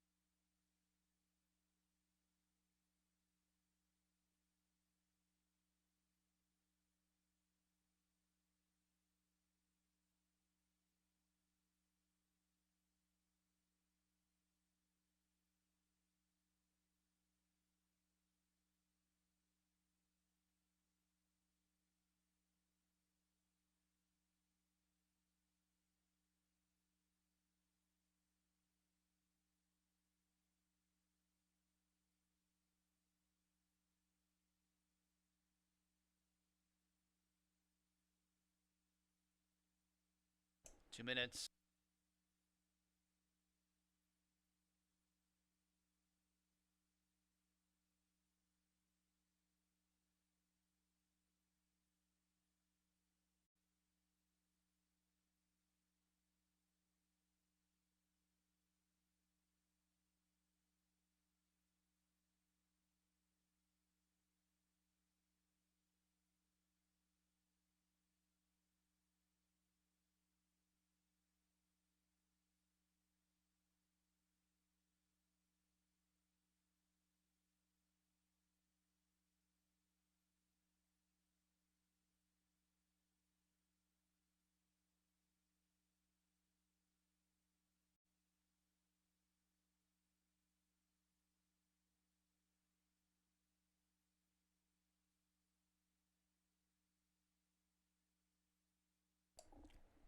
Fillies and Mares have reached the starting gate for race number 2 from Finger Lakes.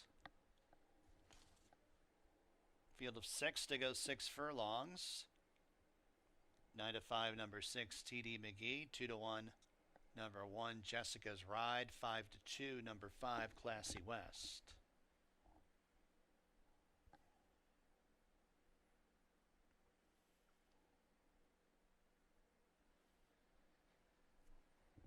Galati Princess into line.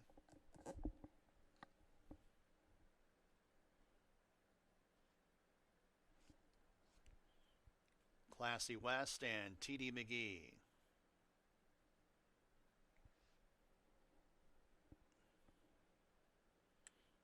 They're all on the gates, and they're off. A very bad stumble at the start for I'm Pretty Good. It's remarkable the jockey stayed aboard. It's Classy West bounding out for the lead. TD McGee forwardly placed outside second. Only Ladas tracks in third. 3.5 lengths back to I'm Pretty Good, who's now into fourth. Passing Jessica's Ride is towards the inside fifth. 6 lengths off the lead and a gap of 4 to Galati Princess, who's at the back of the pack. Less than a half mile to go. Classy West on the point. Has the lead by a half length. TD McGee tackles outside second. Only Ladas red blinkers in the third spot. Then 3 more lengths back to Jessica's Ride, who reclaims fourth. I'm Pretty Good drops back in fifth, and many lengths back to Galati Princess, who's at the back of the pack. A quarter of a mile left to travel. TD McGee on even terms with Classy West. TD McGee and Classy West feud for the lead. Only Ladas 3 wide in third, and then in fourth, that's Jessica's Ride. They come down to the final furlong, and TD McGee gets the better of Classy West. Only Ladas is on the outside, soon up into second, but still 3 lengths off the lead of TD McGee, and TD McGee is home free. TD McGee draws clear late to win by about 3. Only Ladas second, Classy West third, Jessica's Ride fourth.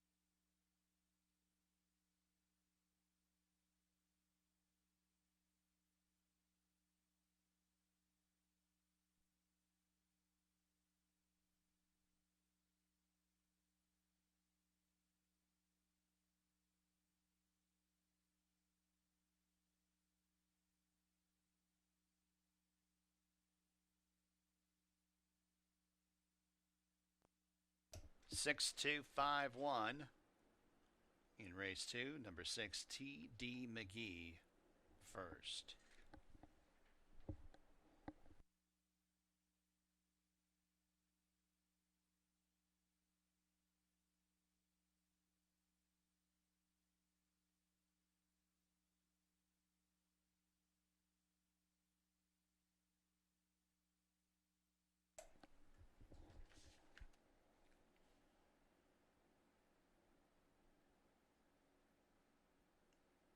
Back to the winner's circle, number 6, TD McGee.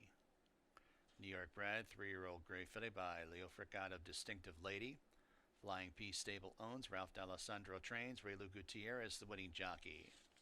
Flying P Stable bred T.D. McGee.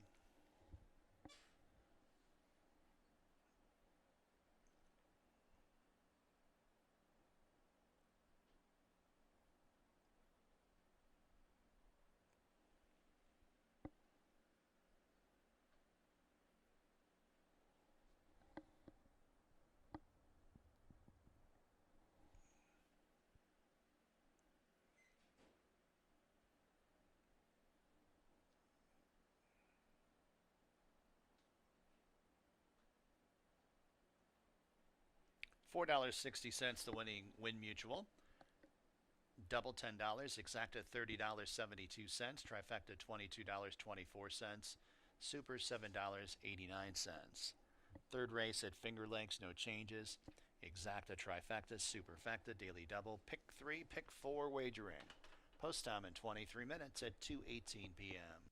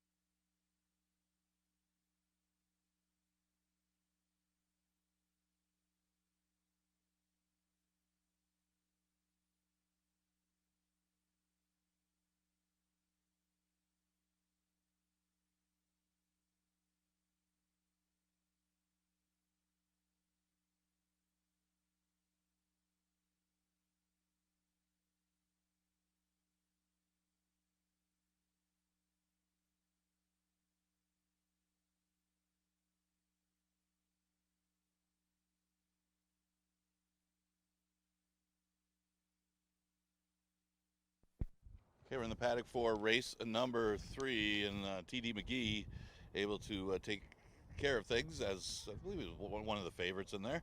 She was knocking at the door today. Ray Lou got her through.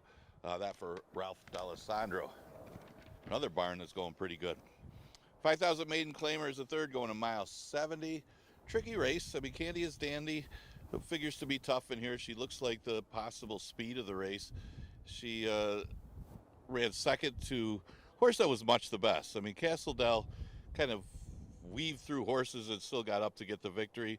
Candy Stanley took over the lead and did stop a little bit, but that's the question: is can she hold on late? Didn't even look like she got tired, but the last 2 starts she had to settle for second. Let's see if this is a field that she should be able to handle. I didn't look like she didn't really get tired either start, so maybe she could put it together today against this field. Candy is Dandy at odds of 6-5. The one horse Soho Knights is a big drop down.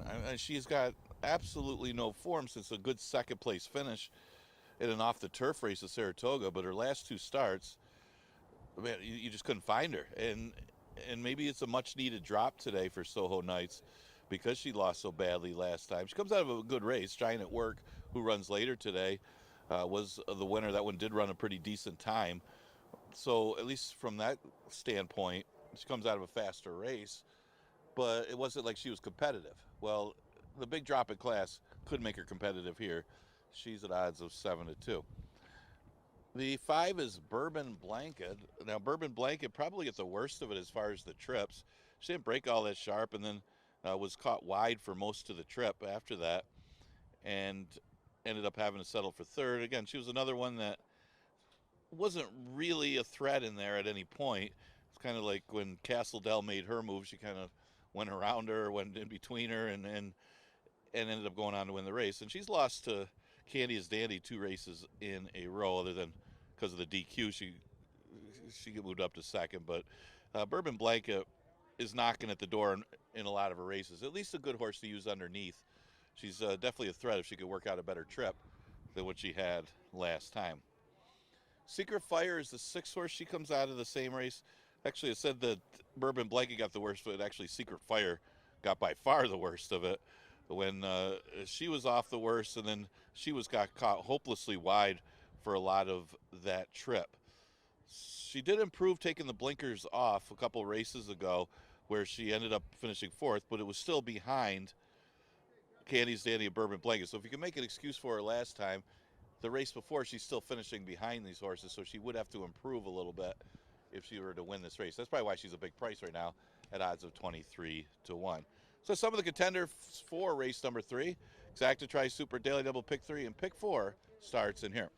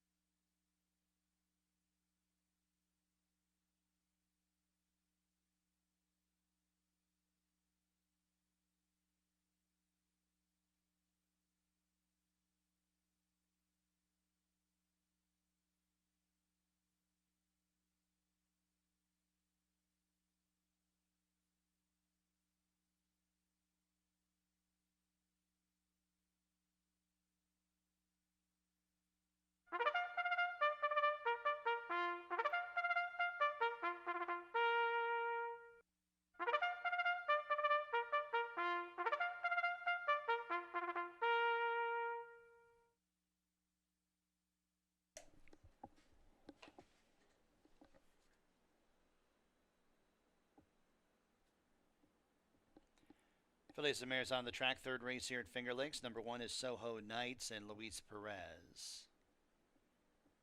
Number 2, War Terminatrix. This will go to the 3. Candy is Dandy, Caper Coa. Number 4 is Beliku and Hemin Harkey. Number 5, Bourbon Blanket, Jeremias Flores. Number 6, Secret Fire, Rafael Rahina Jr.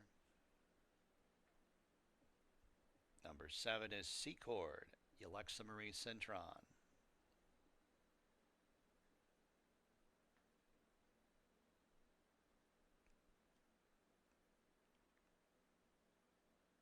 Post time in just a few minutes.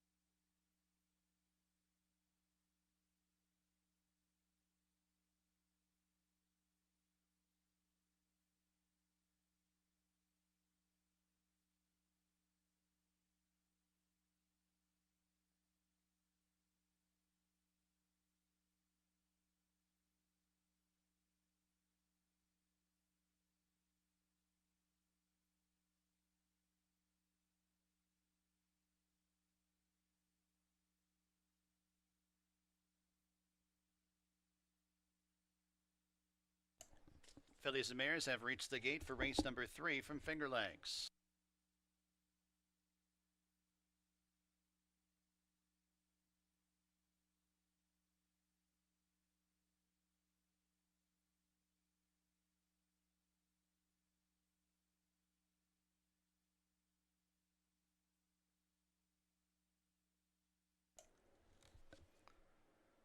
Field of 7 to go, mile 70 yards, maiden claimers. 7 to 5 on number 3, Candy is Dandy.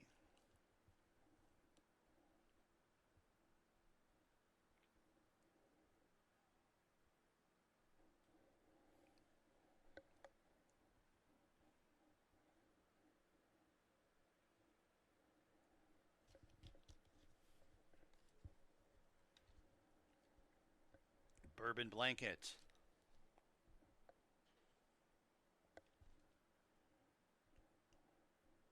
Secret Fire. And Secord.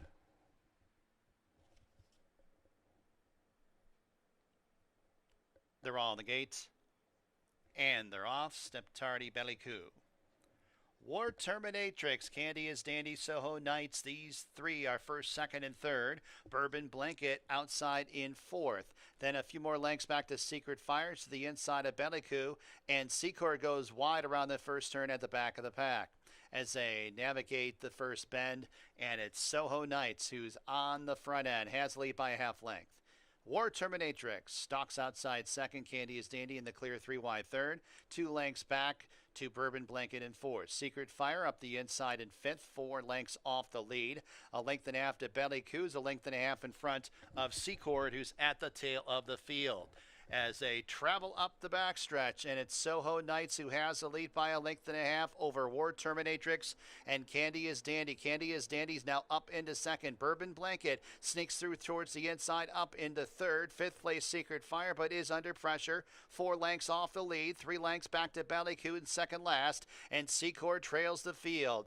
Entry into the far turn. Soho Knights has the lead by a half length with 3 furlongs to go. Candy is Dandy attacks on the outside. Bourbon Blanket tries to get through at the fence. And then it's Bellicou in fourth. 5 lengths off the lead, passing Secret Fire. Secord's out of last, but at least 11 lengths off the lead. And War Terminatrix trails the field as they reach the top of the stretch. And it's Soho Knights the first to face us. Bourbon Blanket towards the inside. In second, now angles back to the outside. And then it's Candy is Dandy under a heavy drive in third. 16th to go. Soho Knights on top by 2.5. Over Bourbon Blankets outside second. They come down to the waiting line. It's Soho Knights who will prevail. Bourbon Blanket second. Candy is Dandy third. Bellicou fourth.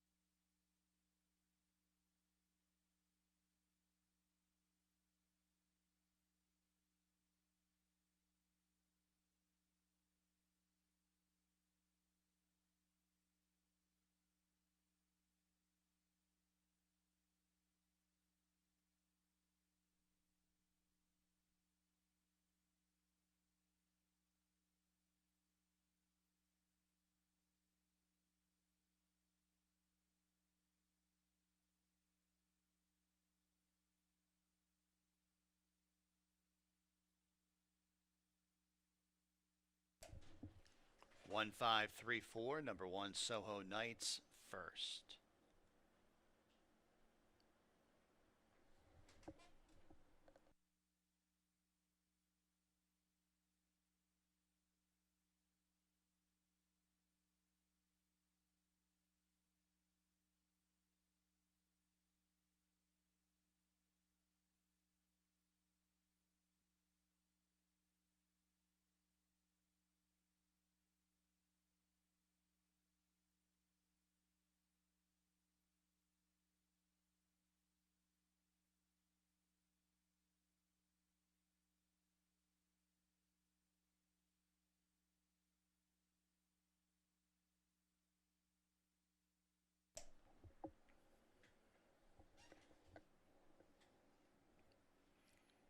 Back to the winner's circle, number 1, Soho Knights.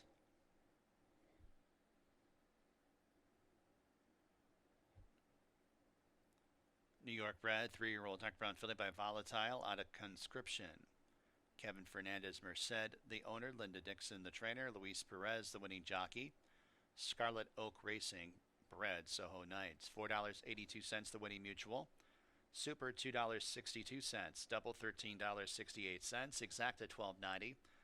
Trifecta, $4.90. Fourth race from Finger Lakes, no changes. Exacta, trifecta, superfecta, daily double. Late pick 5 wagering. Post time race 4 in about 22 minutes at 2:50 p.m.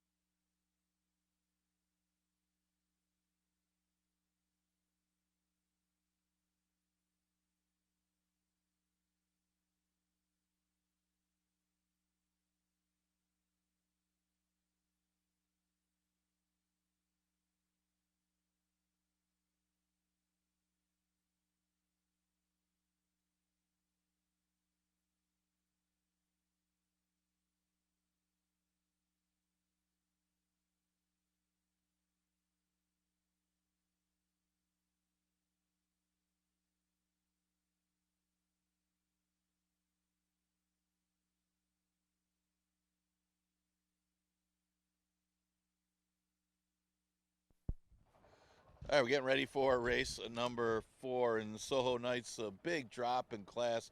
The Dixon bar is going pretty well lately. She did so good with her 2-year-olds just a couple of weeks ago.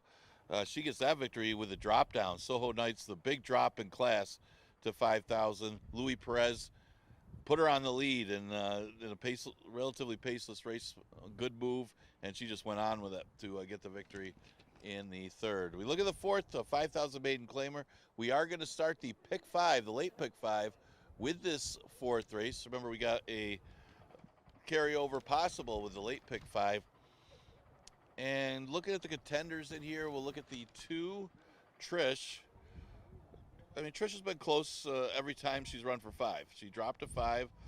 She ran 5th as a favorite, her first start for 5. And then a couple 6 furlong races, and she's hitting the board. It all depends on pace flow. She seems to be better than these. She finished behind Starship Kit Kat, who was in this race, but that was a race where she had a lot of trouble.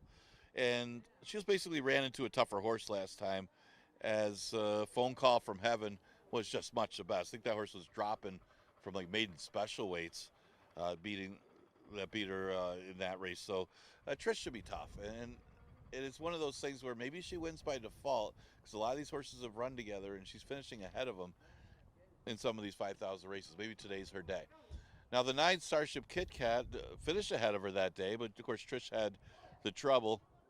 Of course, last race Starship Kit Kat had a lot of trouble as she broke outwardly. Well, she broke okay, but then she took a right turn and then had to make a middle move with a wide trip and then flatten out. She wasn't that far behind Trish, who finished second in that race, but she's going to have to get out closer to the pace and have like a better beginning to the race than what she had last time. Unfortunately, she's wide again, but I think she's a big threat, especially with the weight off with the apprentice rider. So she's getting some action at 7-2.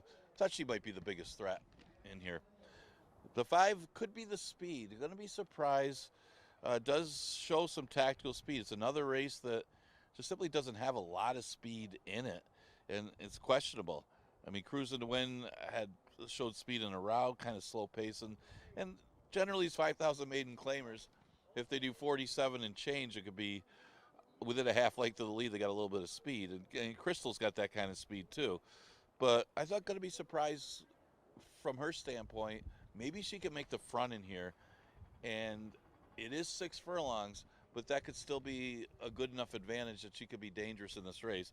I mean, she's a big price on the board at 10-1 with most of the play on Trish. 7 Queen of All My Dreams probably got the best of the trips last time, but she showed up at big odds, 87-1 in that same race. Finished ahead of a couple that are in here. But again, she probably got the benefit of having the best trip in there coming up the inside. Michael did a good job of getting the rail trip. Not sure if he's going to get the same kind of trip. But you got to respect the fact that the horse did wake up a little bit to be third after being nowhere the race before. And she's finished behind these horses the previous 2 starts. So she could be a superfecta player. And if she could get a nice trip like she did last time, maybe she could be a threat. I don't know if I would take 9-2 on her as far as being a win threat, but she certainly could be a horse to use if she was 8 or 9-1. Exacta Tri Super Daily Double in the late pick 5 starts with the 4th. You got 9 minutes to post.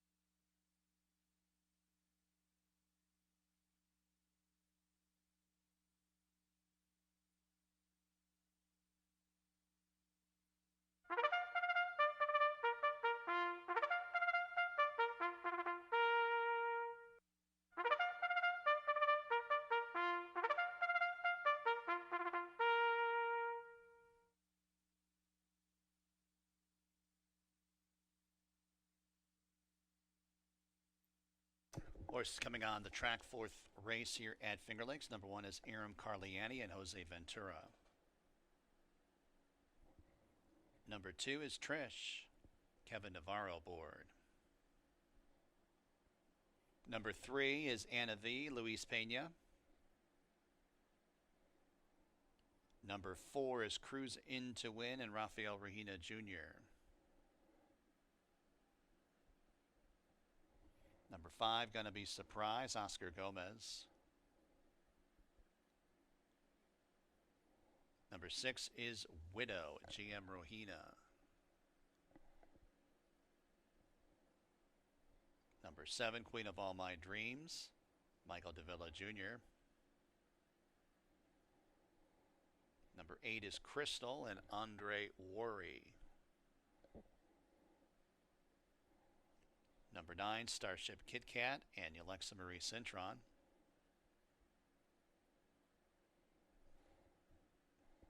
And number 10, Frosty Karina.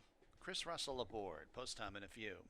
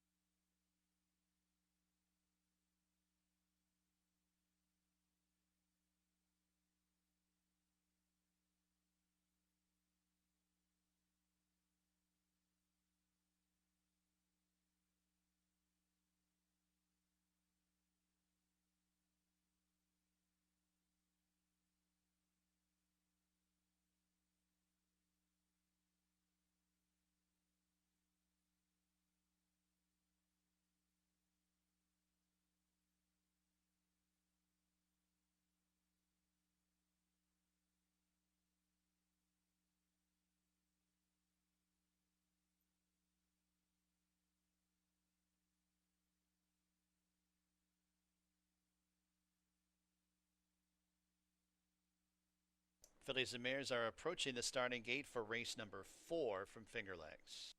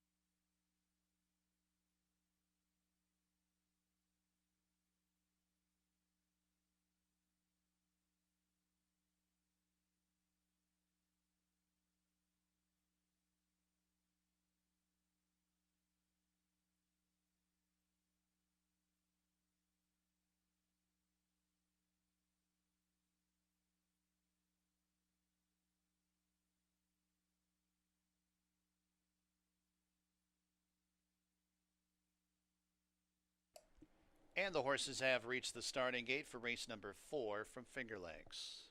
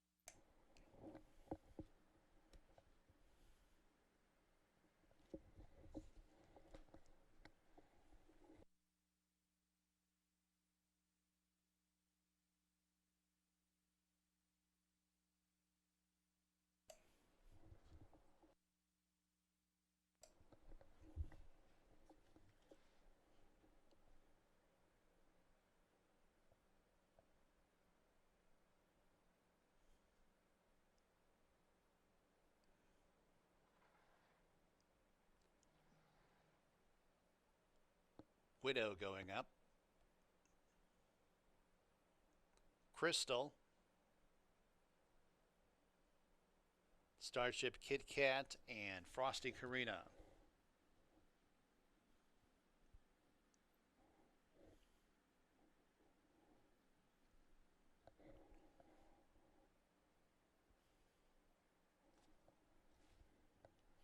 Three to 5 on Trish.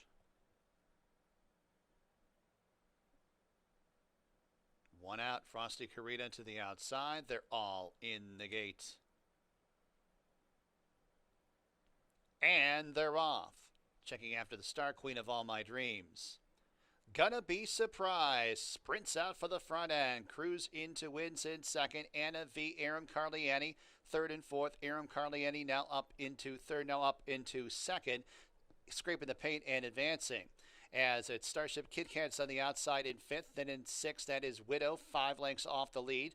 2.5 lengths back to Frosty Karina, who is to the outside of the favorite Trish. Crystal is a little bit choppy in the middle going second last, and 3 lengths to Queen of All My Dreams, who's at the back. Gonna Be Surprised on the turn, has a lead by 3. Starship Kit Kat continues that wide and sustained rally in second. Aram Carliani shuffled in third. Anna V is in a joint fourth with Widows deep on the course. Trish is going to be stuck out about 6 wide into the stretch. Not a good trip for Trish as they turn into the lane. Gonna Be Surprised. Starship Kit Kat gets every chance but wants to lug in there a little bit as the jockey attempts to straighten that one out. It's Gonna Be Surprised towards the inside. Starship Kit Kat outside second. Many lengths back to Trish in third. And deep stretch. Gonna Be Surprised. Starship Kit Kat. Here's the winning line. Gonna Be Surprised. And Starship Kit Kat. That got really tight at the end. Trish was third. Then it was Queen of All My Dreams.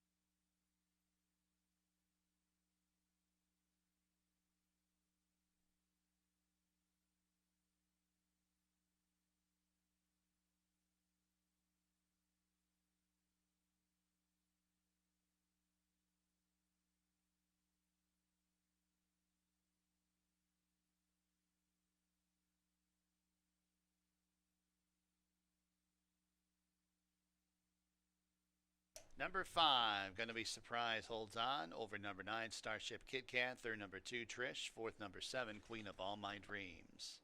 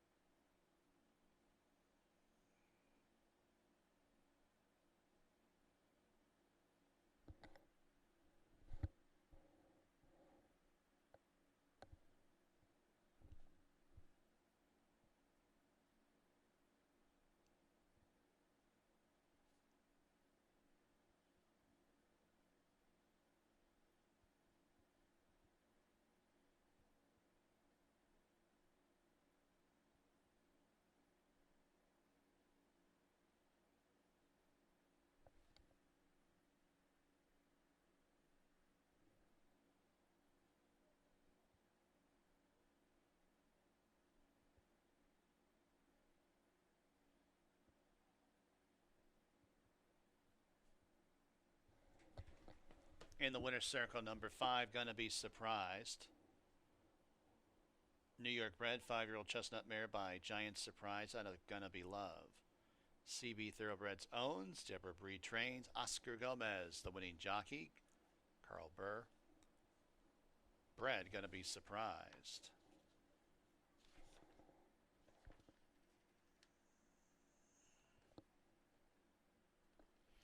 $8.62 the winning mutual. Pick 3, $18.87. A double, $31.38. Exacta, $40.98. Trifecta, $19.21. Dime Superfecta, $11.89. To the back half of the Wednesday card at Finger Lakes. There are no scratches or jockey changes. Delete the overweight for number 2, Spectacular Bell. Exacta, Trifecta, Superfecta, Daily Double, Late Pick 4 wagering. Post time for race number 5 at about 19 minutes at 3:21 p.m.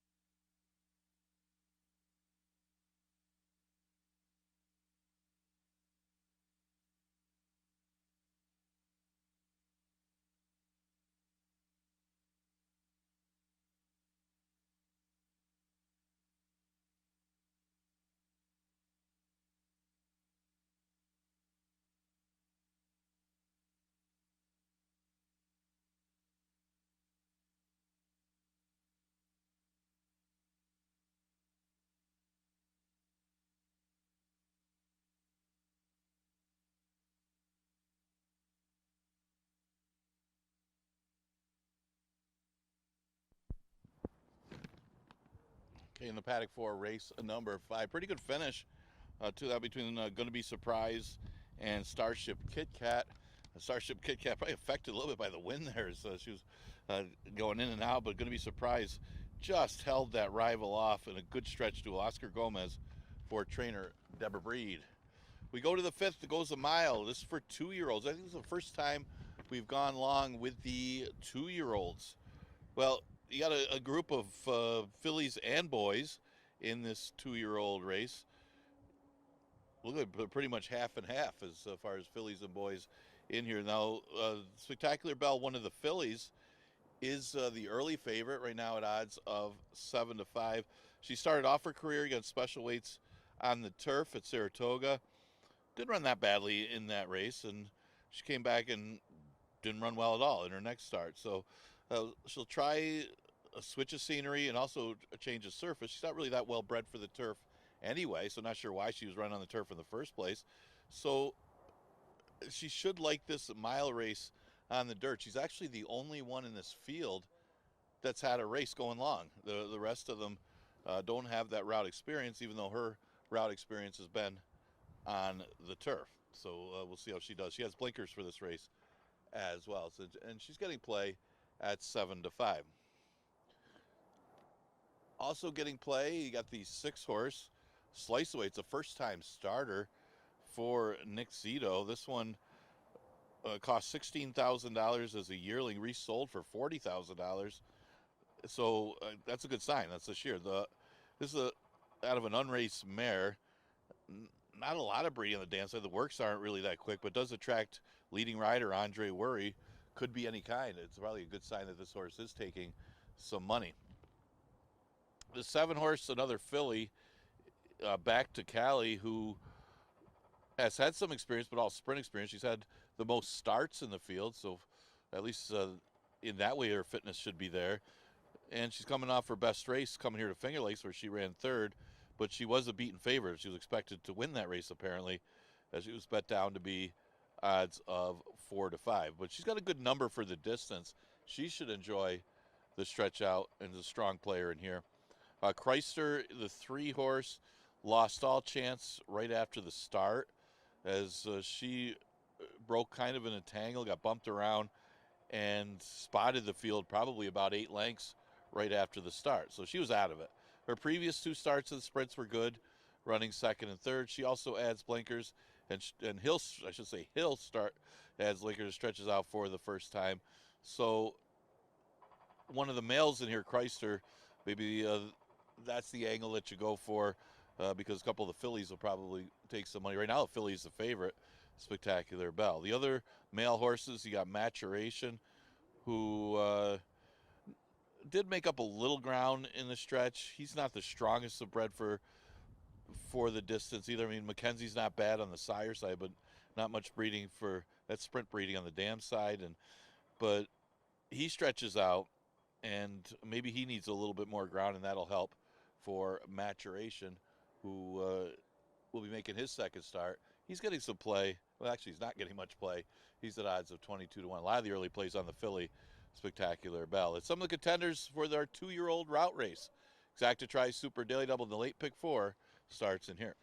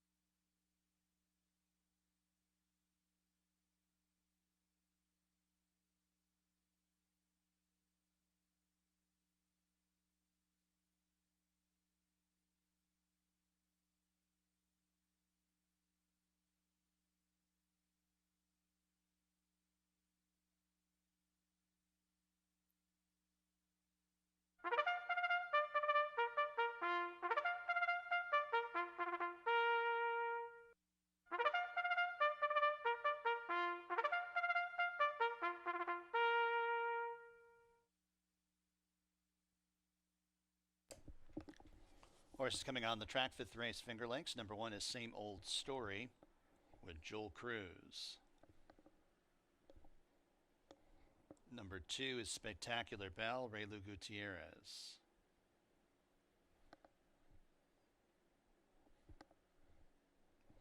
Number 3 is Chrysler, Jeremias Flores.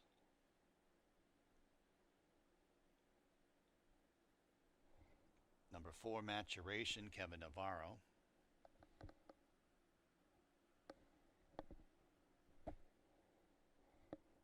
Number 5, Almez, Luis Perez. Number 6, Slice Away, Andre Worry. Number 7, Back to Kali, J.M. Rahina. And number 8 is A Bit Raggedy, Oscar Gomez, the riding assignment. Post time in a few.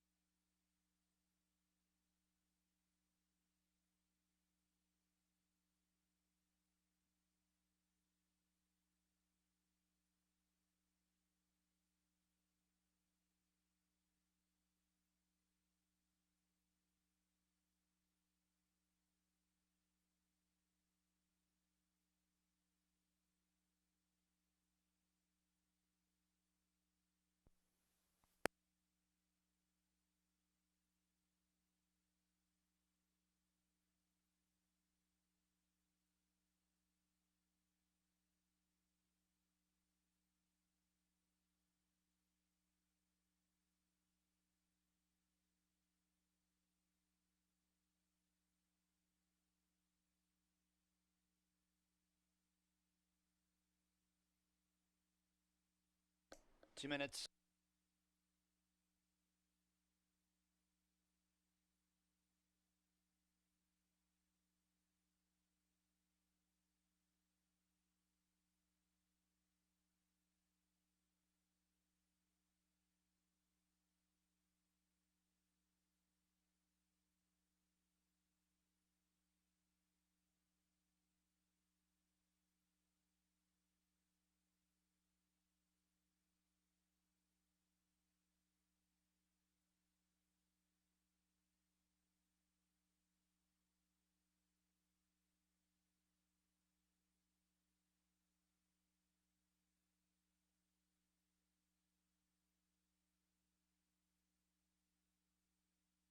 Horses begin their approach to the starting gate for race number 5 from Finger Lakes.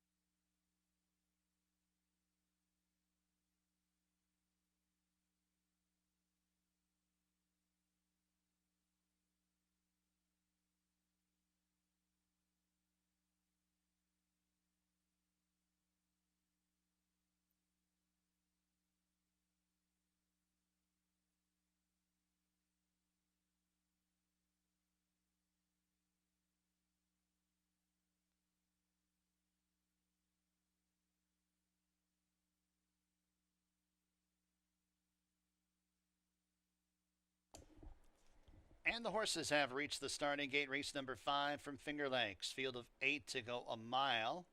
2-year-olds. One of 2 fillies in this race. Current favorite of 3 to 5. Spectacular Bell.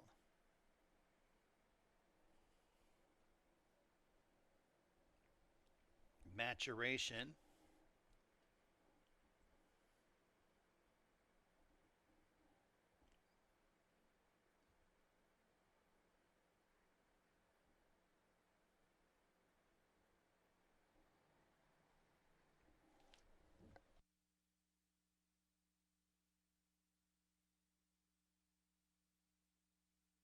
Slice Away.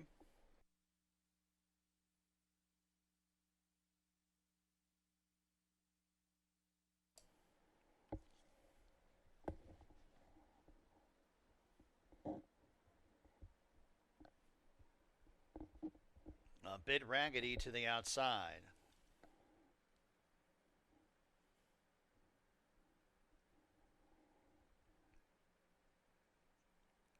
They're all in the gate, and they're off.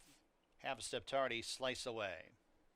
It's Almaz, one of a few going out for the front end. Same old stories at the fence. Back to Khalid will be stuck out wide around that first turn. Spectacular Bells to the inside of Maturation, and Maturation to the inside of a bit Raggedy's deep on the course. Chrysler in second last, 7 lengths off the lead and 3 lengths to the firsters. Slice Away at the back of the pack. As they transition to the backstretch, it's Same Old Story is on top. The leads 2 lengths over Back to Kali in second. Almez is very wide on the course, now losing position. It's Chrysler's up the inside into third. Spectacular Bell ridden along in fourth to the inside of a bit Raggedy in fifth. And then it's Maturation and Slice Away who pass Almaz, who now trails the field. First quarter, 24 2/5. Half mile to go in this race. Same Old Story through the opening half in 48 3/5 and has a lead by a length over Back to Kali, who presses on the outside second. Chrysler 3 wide third, then 3.5 lengths back to Slice Away in fourth. A big Raggedy's in fifth. Almaz was in the middle of the pack, then dropped to the tail of the field. Now back up in the fourth, still 6 lengths off the lead, but at least is passing horses as they arrive at the top of the stretch. It's Chrysler is the first to face us. Back to Kali, same old story is one paced, and Almaz is the situation on the outside. And then it's Slice Away, the first time starter with 3 lengths to find. 1 furlong to go. Chrysler on top by 3. The battle for second is between Almaz and Slice Away. In deep stretch, it's Chrysler. Chrysler will be your winner. Almaz second, Slice Away third, back to Kali fourth.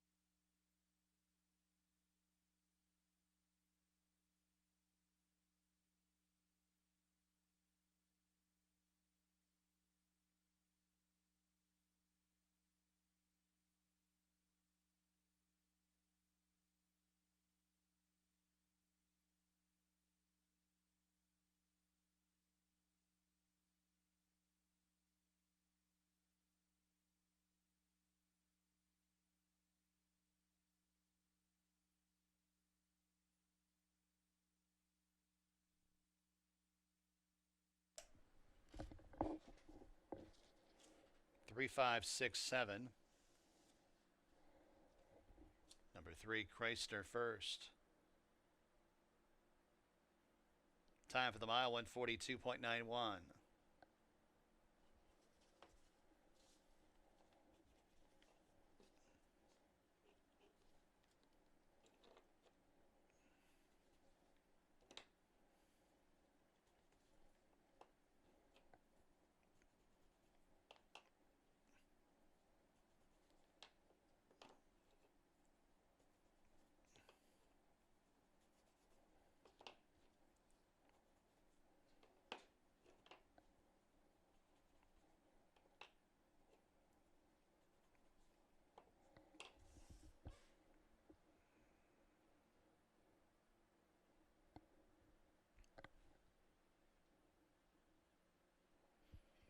Fifth race is official. 440 the winning mutual on Chrysler. Fourth career starter winning one for Chrysler, New York bred, 2-year-old dark brown colt by Violence out of Moon Delight. Breeze Partners, the owner. Paul Barrow, the trainer.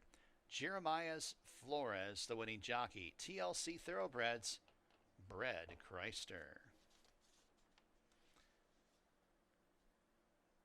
Double $27.70, exacta $62.14, trifecta $121 and a penny.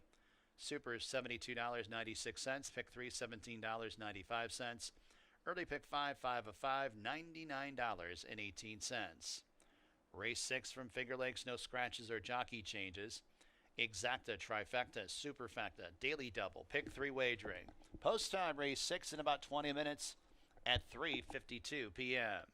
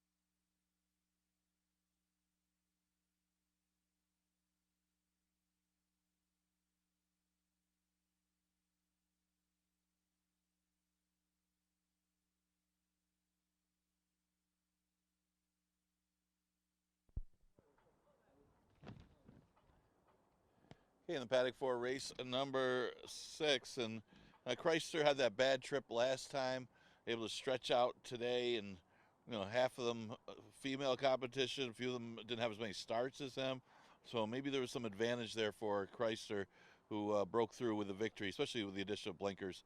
Flores for Barrow. As we go to the 6th race, it is a never won 3 5,000 condition, going 6 furlongs, and we got a 12-horse field here for race number 6, and a pretty good evenly matched 12-horse field. So this one should be a lot of fun.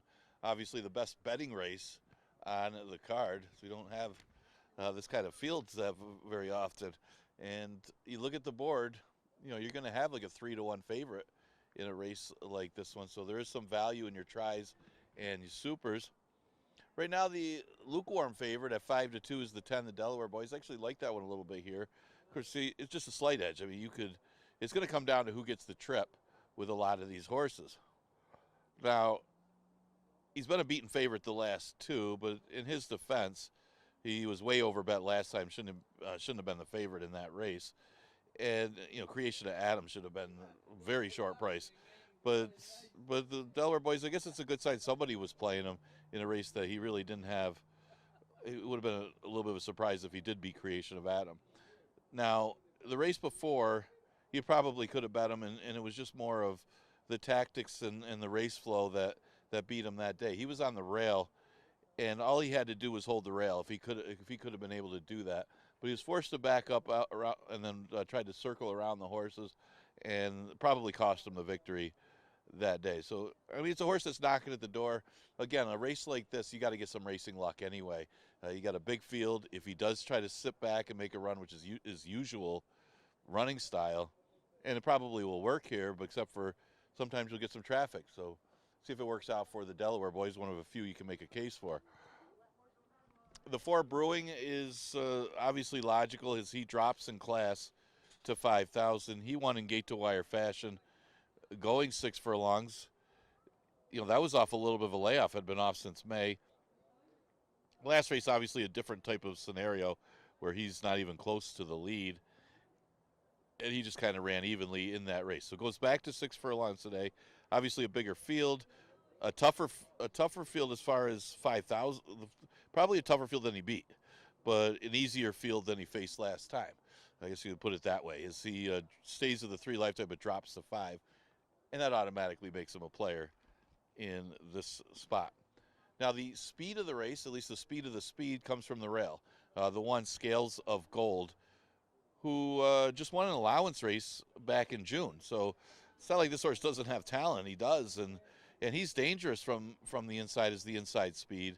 But he's been stopping the last 2. One of them is an allowance race going 3/4, and then the last race he dropped to 11-9 and stopped in that race as well. Well, it's a different story at 5,000. He's basically a double drop in 2 starts. And if he does get a clear, easy lead in here, he might prove tough to catch at 5,000.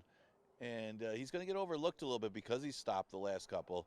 He's right now double-digit odds at odds of 10-1.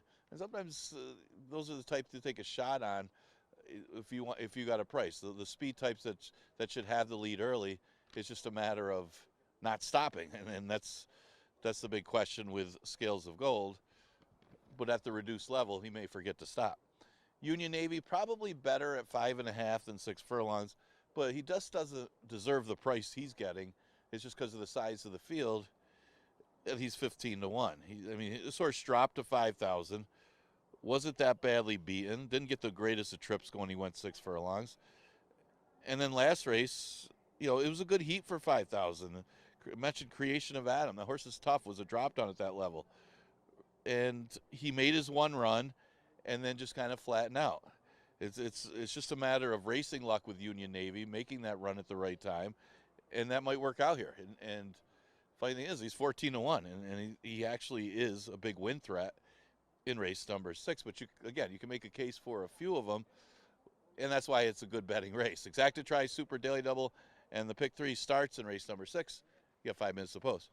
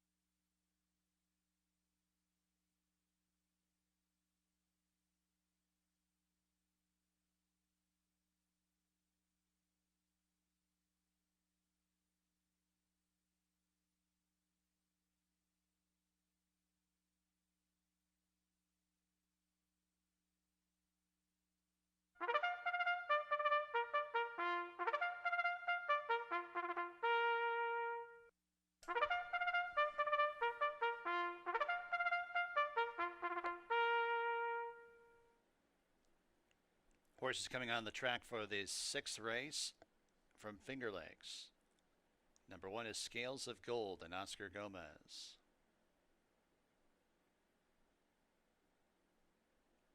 Number 3, Go Get the Bag, Jeremias Flores. Number 4 is Brewing, Raylu Gutierrez. Number 5, Union Navy, Kevin Navarro. Number 6, It's Not Over Yet, Emmanuel De Diego. Number 7, With No Name, Hemen Harkey. Number 8 is With No Name, Luis Perez. Number 10 is the Delaware Boys, Joel Cruz. Number 11, 7th race Sheikh Nasario Alvarado. Number 12, John's in Charge, Andre Worry.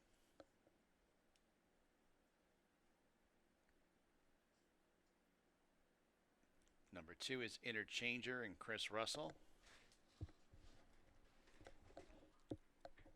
And number 9, back at the tail of the line here, is number 9, Rockable and Yalexa Marie Cintron.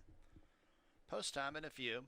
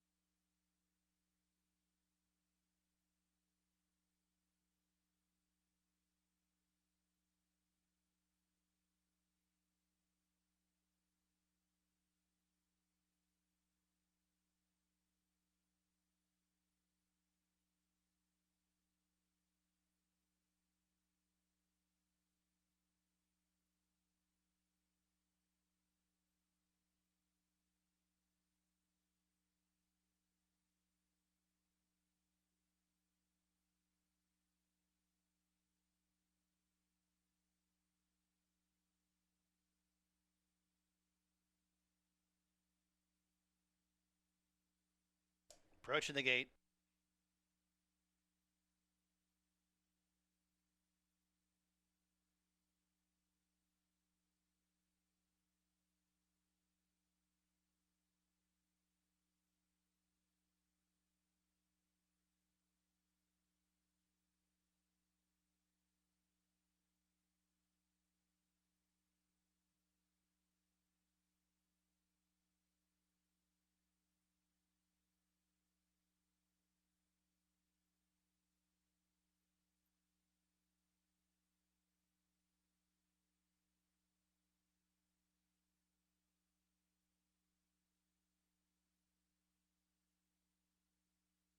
And the horses have arrived at the starting gate. Race number 6 from Finger Lakes. Field of 12 to go. 6 furlongs, 8-5 favorite, number 4, Brewing.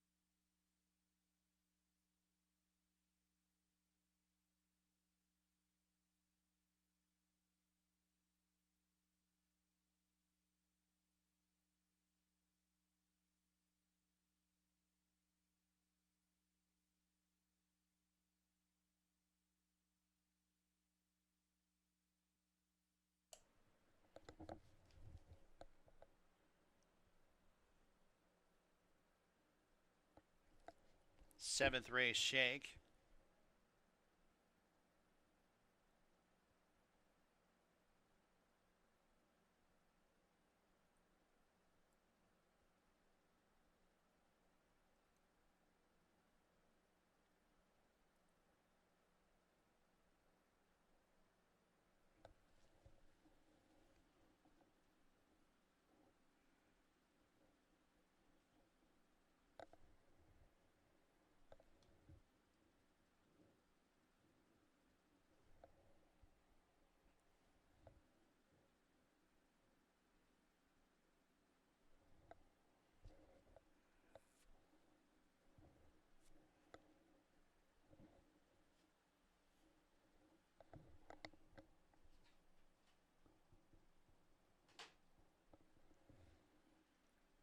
Rockable.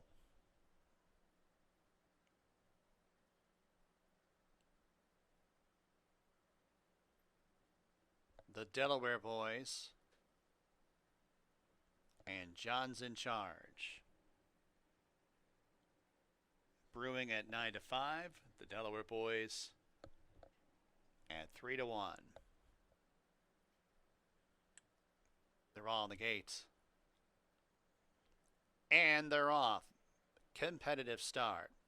It's Scales of Gold who sends out for the front end. It's not over yet. In pursuit in second. The Delaware Boys and Brewing are third and fourth. And then it's Deputy Tremont in between horses, now up into the top 4. Interchanger towards the inside in 6th. And then in 7th place, 7th race, Shake passing John's in charge. A length back to With No Name is positioned about 10 off the lead. 3 more. Actually, third last go get the bag, passed by Union Navy, and 4 lengths to Rockable, who trails the field. On the turn, 3 furlongs to the winning line. Scales of Gold, first quarter mile, rapid 22 2/5. It's not over yet. Still trying to reach that one in second. It's Brewing. Pink colors outside in third. A Delaware Boys further out in fourth. 7th race, Shake stuck out very wide. And that's John's in charge up the inside as they turn into the stretch. Scales of Gold is homeward bound, has a lead by 4 lengths. Brewing's on the outside, now up into second. And then it's not over yet, followed up by the Delaware Boys. 16th to go. Scales of Gold not home yet. Brewing's got him in his sights, and Brewing passes Scales of Gold for the win. Third place, Johnson charged the Delaware boys fourth.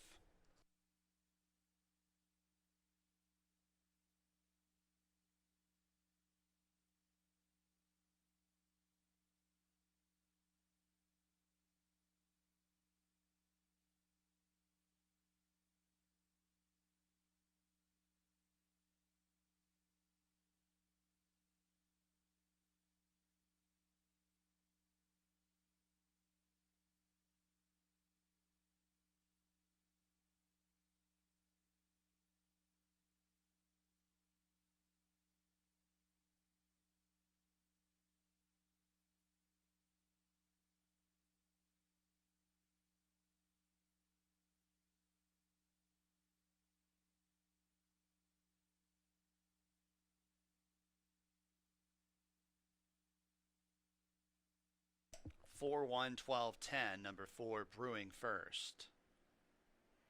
6 furlongs, 112.05.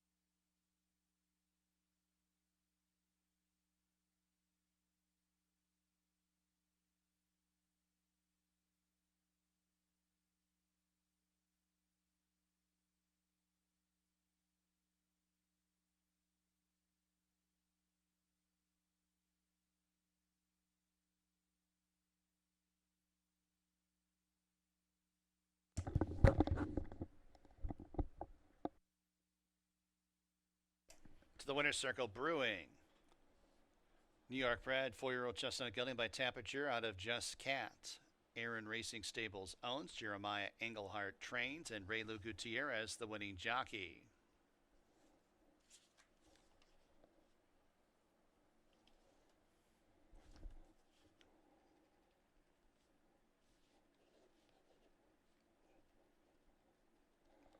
$6.18 the winning mutual. It's 2 wins in the card for Gutierrez, by the way. Double $16.28. Exacta $49.32. Trifecta $84.29. Super $34.25. Pick 4 of 4, $57.36. Seventh race from Finger Lakes, no changes. Exacta, trifecta, superfecta, late daily double wagering. Post time in 18 minutes at 4:25 p.m.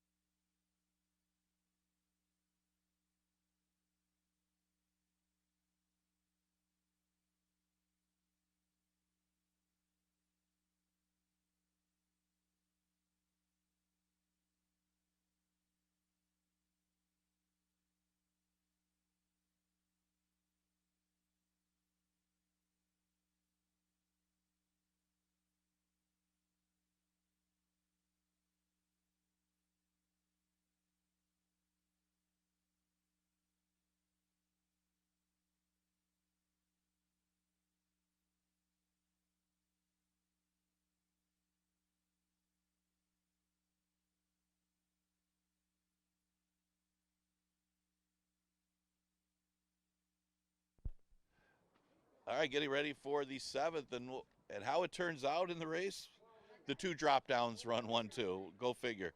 A big field like that, all 5,000s. It was Brewing and Scales of Gold, horses that were both dropping out of the 11-9 race, dropping to 4. They actually come out of the same race. Scales of Gold led the whole way. Brewing chased him down late. Ray Lou Gutierrez, a couple wins for him. He gets the victory for Maya Engelhart. All right, 7th race, Fillies and Mares, number 1 3 condition. This one goes the distance of a mile. Look at some of the contenders. Yankee Doodle hasn't done much wrong since arriving here from Saratoga. Won his first start here, beating Giant at Work, who's in this race. So they get to face again. But since then, Yankee Doodle won her next start pretty handily that day. We just saw Tam Bam win for 5,000 the other day, but of course she's supposed to win. But I thought Yankee Doodle might have run her best race last time. She ran a good second behind Adelia Smile, who just has some class. I mean, that horse was just better than that field, and she just got beat by a better horse. And then you look at the margin to the rest of the field. Man, if Adelia Smile's not in the race, you'd be talking about Yankee Doodle. Man, how impressive was that? Because she won, she's just like 14 lengths back to the rest of the field. So if she could repeat that last performance, you got to figure she's going to be awfully tough in this spot because, let's face it, Adelia Smile's just not in the race. Her main threat could be the outside horse, Giant at Work, who made it close with her that day. And the thing is, Giant at Work's had 3 starts since. And she's won 2 in a row. She broke her maiden and came back and won. And it just seems like everything from the Charlton Baker barn are just firing on all cylinders. They're improving off of their previous starts. The horses that have been 2nd and 3rd earlier in the year, hitting the board, are just coming through and winning convincingly. And Giant at Work is one of those rivals. She gets it a little tougher today going back against her rival, Yankee Doodle. And maybe she could turn the tables after Yankee Doodle beat her in that maiden race earlier this season. I think the interesting horse in here is the 6, Maryland's New York Pride. She showed a lot of talent as a 2-year-old. Now, her second start, she had the trouble at the start, her first start. Then she stretched out and looked good winning. She looked real good winning the route race against the 2-year-old fillies. Now, she was a little over her head when she tried the optional claimers in New York. Then she came off the layoff, and it was a pretty significant layoff when you're thinking from January to September. And talk about looking good, being much the best. She just exploded down the lane and won a sprint race. Of course, at a notch lower, she beat the 11-9s. But that was her first start of the year. Well, since January anyway, first start of the season here. And now she stretches out to what should be a better distance. She certainly plays in here, but she is double-digit odds, mainly because she's coming up in class off of the victory last time. But this should be a better distance, and she fits here despite coming up to face allowance horses. The 7 horses, Red Wine and Whiskey. Red Wine and Whiskey will try going long. Maybe not the strongest of breedings for route, but she looked good running second last time to Queen's Cat. We saw how good Queen's Cat is. Queen's Cat came back and tore up the track in 110 the other day and really looked dominant. That one's a real nice one, Queen's Cat. And she faced Queen's Cat on and off track, which is Queen's Cat's playground. She loves moisture in the racetrack. So the big question now is going to be the route. I think that's the only question for Red Wine and Whiskey, who's coming off that good effort last time. So she's another one that's got a little bit of a price to her that could be upset bound here in race number 7. Exacta Tri Super and Daily Double offered in this race. You got about 3 minutes to post.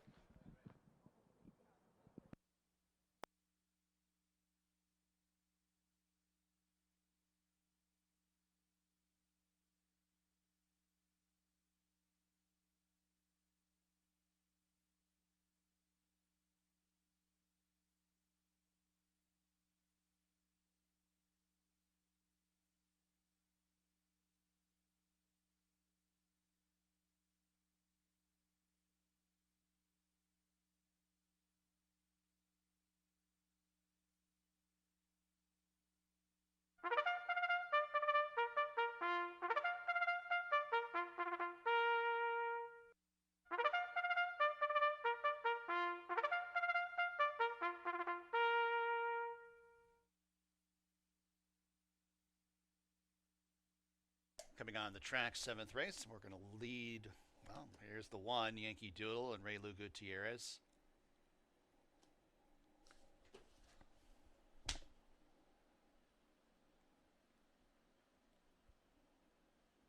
Number 3 going home now, Rafael Rahina Jr.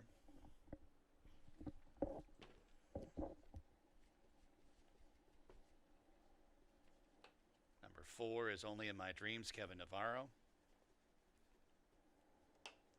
Number 5, Crystal Air and Emmanuel De Diego. Number 6, Maryland's New York Pride, Oscar Gomez. Number 7 is Red Wine and Whiskey, Luis Perez. And number 8 is Giant at Work with Andre Worry. And we saw the 2 Ruby's Mission who shot up the track with Michael Davila Jr. Post time in a few.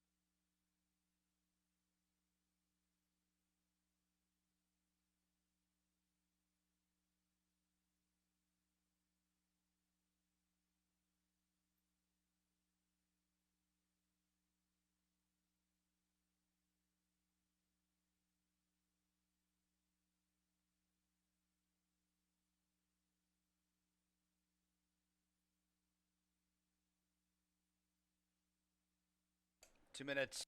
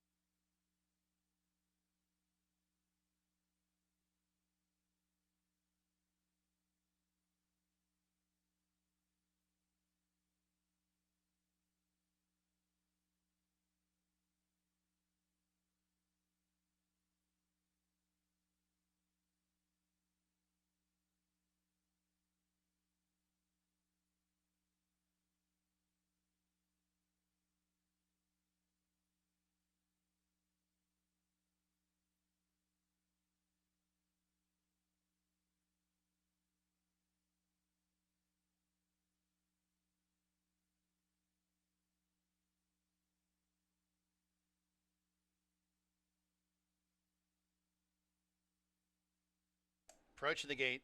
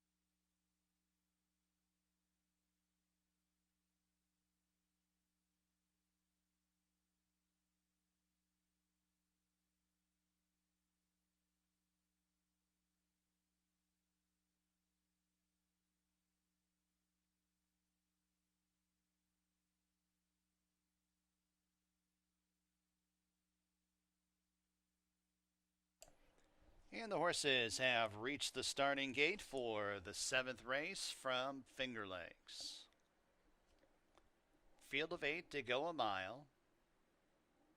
7 to 5 on number 1 Yankee Doodle. Breaks from the rail. 9 to 5 outside contender. Number 8 Giant at Work. And 5 to 2 on number 7 Red Wine and Whiskey.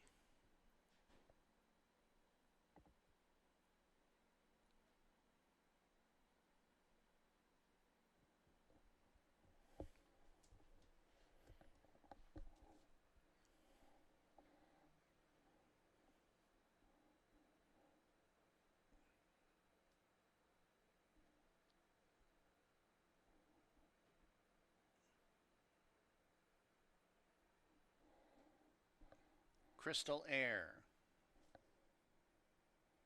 Maryland's New York Pride. After that, 2 more left to load. Red Wine and Whiskey in the blue blinkers. And Giant at Work to the outside.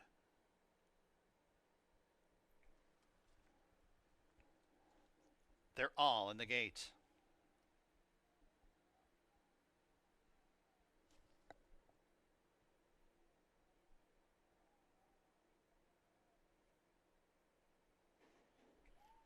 And they're off. Subpar start going home now. It's Only in My Dreams who sends out for the lead. Yankee Doodle is intent on making the front end. And Yankee Doodle gets that lead. Only in My Dreams is in second. And then it's Red Wine and Whiskey on the outside. Ruby's Mission pros through at the fence, going from 5th up into a joint second. Crystal Air is outside of Only in My Dreams. Crystal Air is in 4th. 5th place, Only in My Dreams, has gotten shuffled. A length and a half to Maryland's New York Pride is 3 lengths in front of Giant at Work. And going home now is at the tail of the field. A lot of action up front, and it's being set by Red Wine and Whiskey with 5 furlongs to go. Has the lead by a length over Yankee Doodle in second. Crystal Air tracks in third, 2 lengths to the Gray Ruby's Mission in fourth. Maryland's New York Pride's in fifth, and then it's going home now, who's going to make it tight there for Giant at Work. Those two about 6 off the lead, and then about 7 or 8 lengths to Only in My Dreams, who's dropping basically out of the race. Entry into the far turn. Red Wine and Whiskey with 3 furlongs to go, taken on by Yankee Doodle. Maryland's New York Pride is in the 3 path in third, and length and a half, 2 off the lead. Ruby's Mission is next. Giant at Work, trying to pick his way through traffic, is in fifth, and 7 lengths off the lead as they arrive at the top of the home stretch. Red Wine and Whiskey and Yankee Doodle. These two tango for the top spot with 3/16 to go. They're clear by about 5 or 6 lengths over Giant at Work, and Yankee Doodle bursting clear. Yankee Doodle in mid-stretch, opening up by 4. Red Wine and Whiskey left in his way. Giant at Work on the outside with a chance of running the exacta. Yankee Doodle give Ray Lou Gutierrez 3 wins on the card. Giant at Work second, third Red Wine and Whiskey, fourth Ruby's Mission.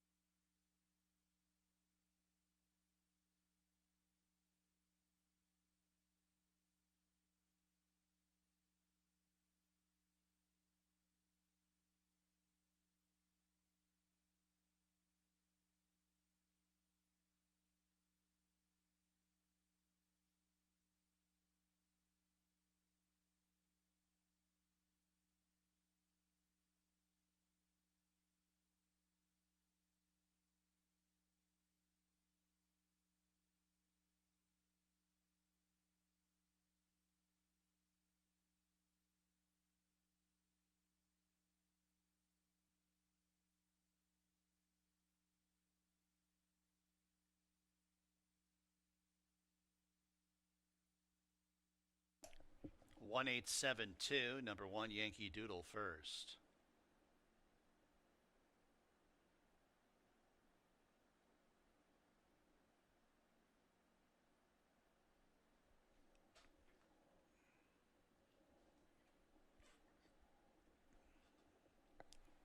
Back to the winner's circle, number 1 Yankee Doodle.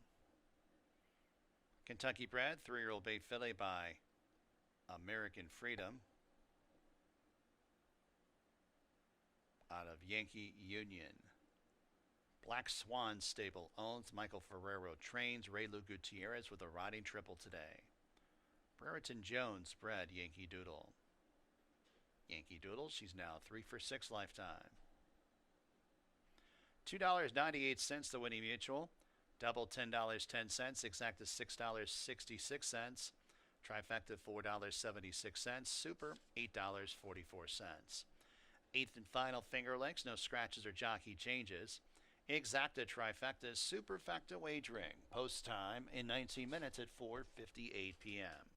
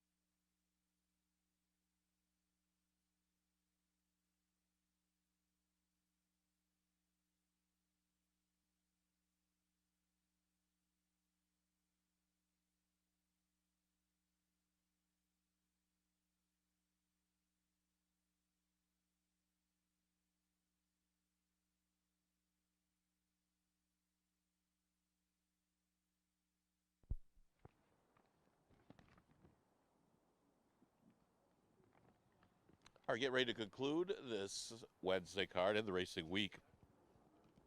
Another win for Raylu. Raylu aggressive from the rail. John Davila-esque ride with Yankee Doodle as he got that horse to the front despite the other speed there. He knew he had the best horse and was able to, got past initially. Red Wine and Whiskey took over the lead. Then Wine and Whiskey had the lead for most of the race after that. And then Yankee Doodle just chased that one down and went by and won pretty easily. So that one going good for Ferraro. That's 3 wins and a second in 4 starts here at Finger Lakes. She looks better every time. Last race is a never won 3 claimer going a distance of a mile. And we'll look at some of the contenders. You know where the speed comes from, the rail. That's Awesome Roberta, figures to be the early speed from the inside. And Silent Sandy from the outside could probably stay in range under Michael, probably within a couple lengths. And this horse is in pretty good form. She comes off a victory last time against the similar field, even though it was the 2 lifetime, now moves to the 3. She got defeated by a rival Dharma in here, but maybe a different scenario here where the track has been playing a little quicker the last couple days, where you kind of need to be close. She'll get first run on a couple of the main contenders in here, and that could be what she needs. If she keeps Awesome Roberta in range, wear that one down, get first run on Dharma, Rashi My Bell, the other ones that were probably the main threats to her, she would have that advantage. And she's at 5-2, which would be a fair price for Silent Sandy. Mentioned Dharma. Dharma, more of a late runner, might be against the track a little bit in a sense, but she closed on a 51 and still won last time. She got defeated by Silent Sandy when they faced on a good track on September 23rd, but last time looked good in victory. It probably was an easier field overall that she beat, but it was a shorter distance of a mile. And again, for the mile distance, they went extremely slow. They were walking up front, and the closed ground anyway showed that she ran a pretty good race. That makes her a contender in this one. Mention the speed coming from the rail. The one, Awesome Roberta, she stretches out a sprint. She's one of 2 horses from the Barrow Barn, and the question is she good enough going long? She was running against special weights, maiden claimers in New York. She broke her maiden in New York and then arrived here against allowance horses. But she ran into Dizarac, who was putting up some good times, went 111. Then Light Thoughts went 105. So she was coming out of some fast races before dropping to 5 and got caught wide last time in the sprint.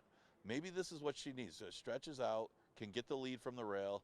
The track's been quicker, so she might be able to last a long way from that inside positions. We'll see. She's a good long shot. If somebody's going to steal it, she's the one that's going to be on the front. So that's some of the contenders to finish out this Wednesday card. Of course, we're going to be back with live racing on Monday. Remember, we're open for simulcast wagering throughout the weekend. And Monday we're back at 1 o'clock. Not too many 1 o'clock posts left before the time change.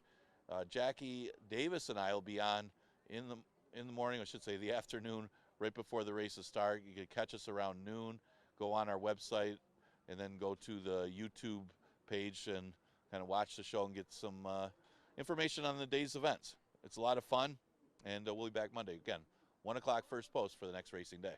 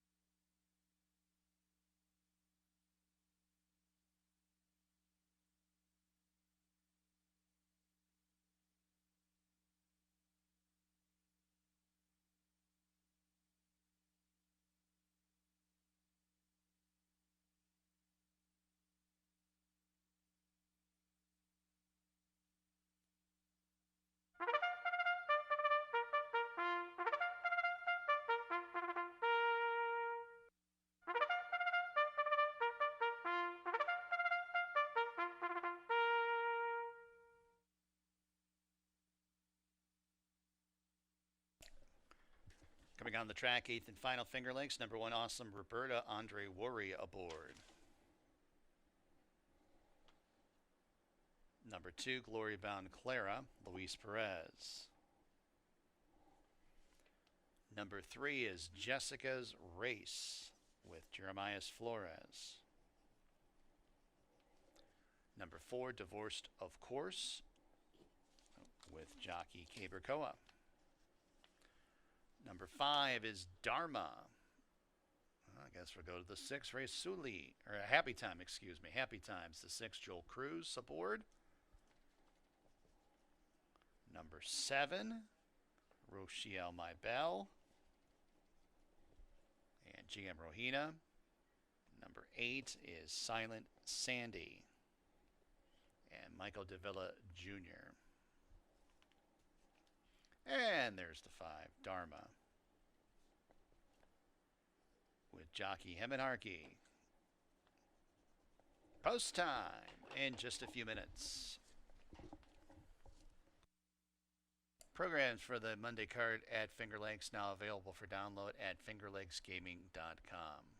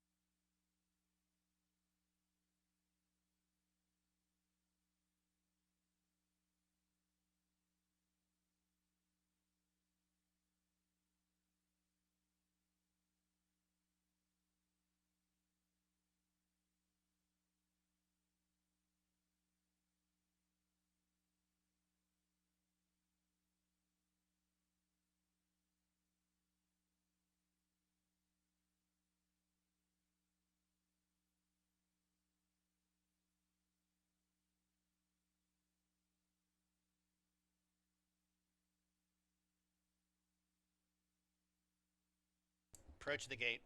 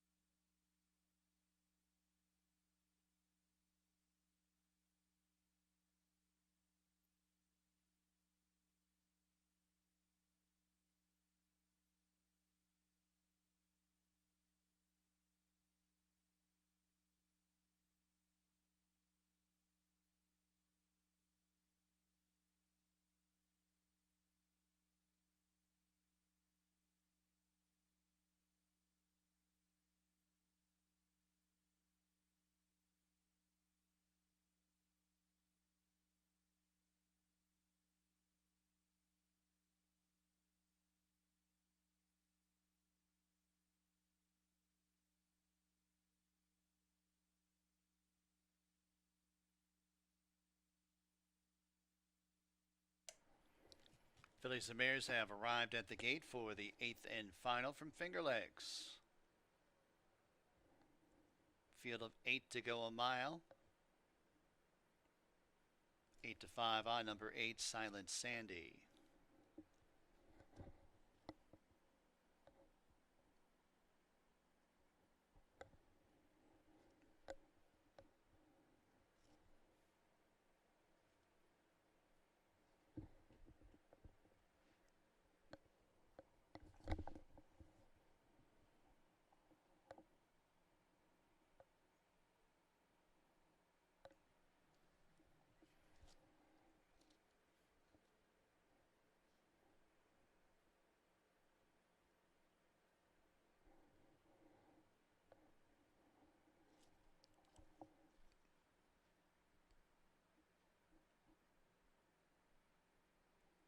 Dharma.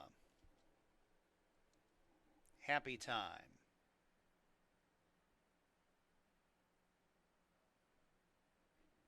Rochielle My Belle. And Silent Sandy.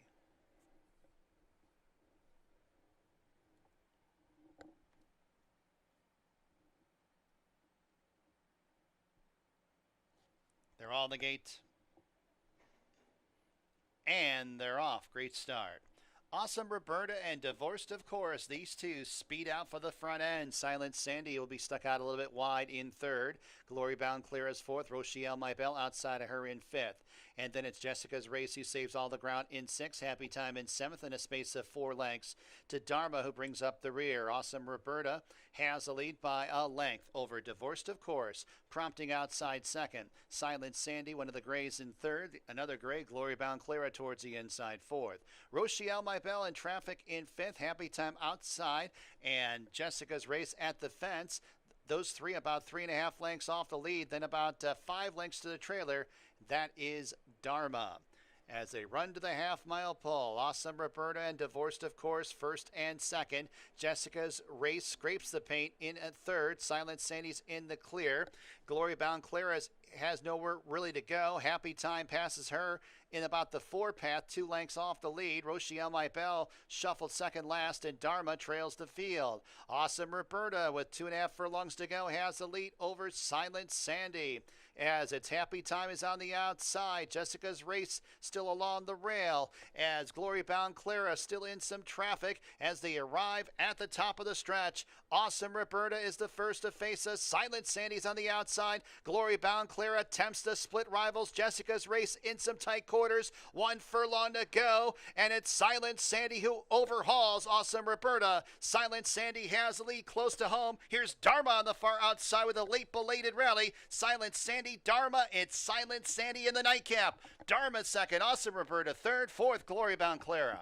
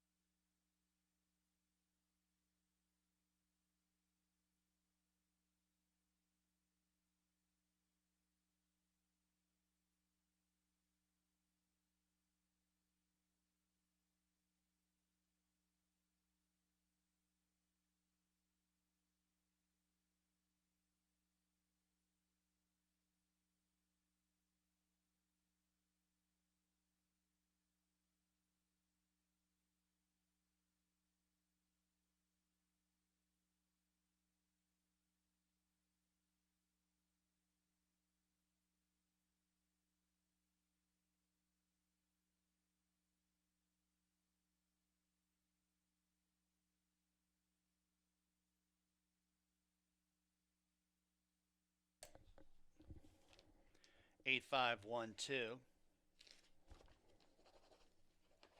It's official. Silent Sandy pays $5.68 to win. New York bred, 3-year-old Great Filly by 1,000 words out of Easygoing Lady. James Aquilano. Owner trainer Michael DeVilla Jr., the winning jockey. Margarito Martinez bred Silent Sandy, $5.68 the winning mutual. Pick 5, $113.59. Double $10.30, exacta $20.36, trifecta $35.55, super $20.23. Pick 3, $8.36, pick 4, $21.33. Eighth race, last live race here at Finger Lakes for a Wednesday. Next live racing date, Monday. First post, 1 p.m. From high atop the roof here at Finger Lakes, this is your track announcer, Bill Downs, signing off. Have a tremendous evening.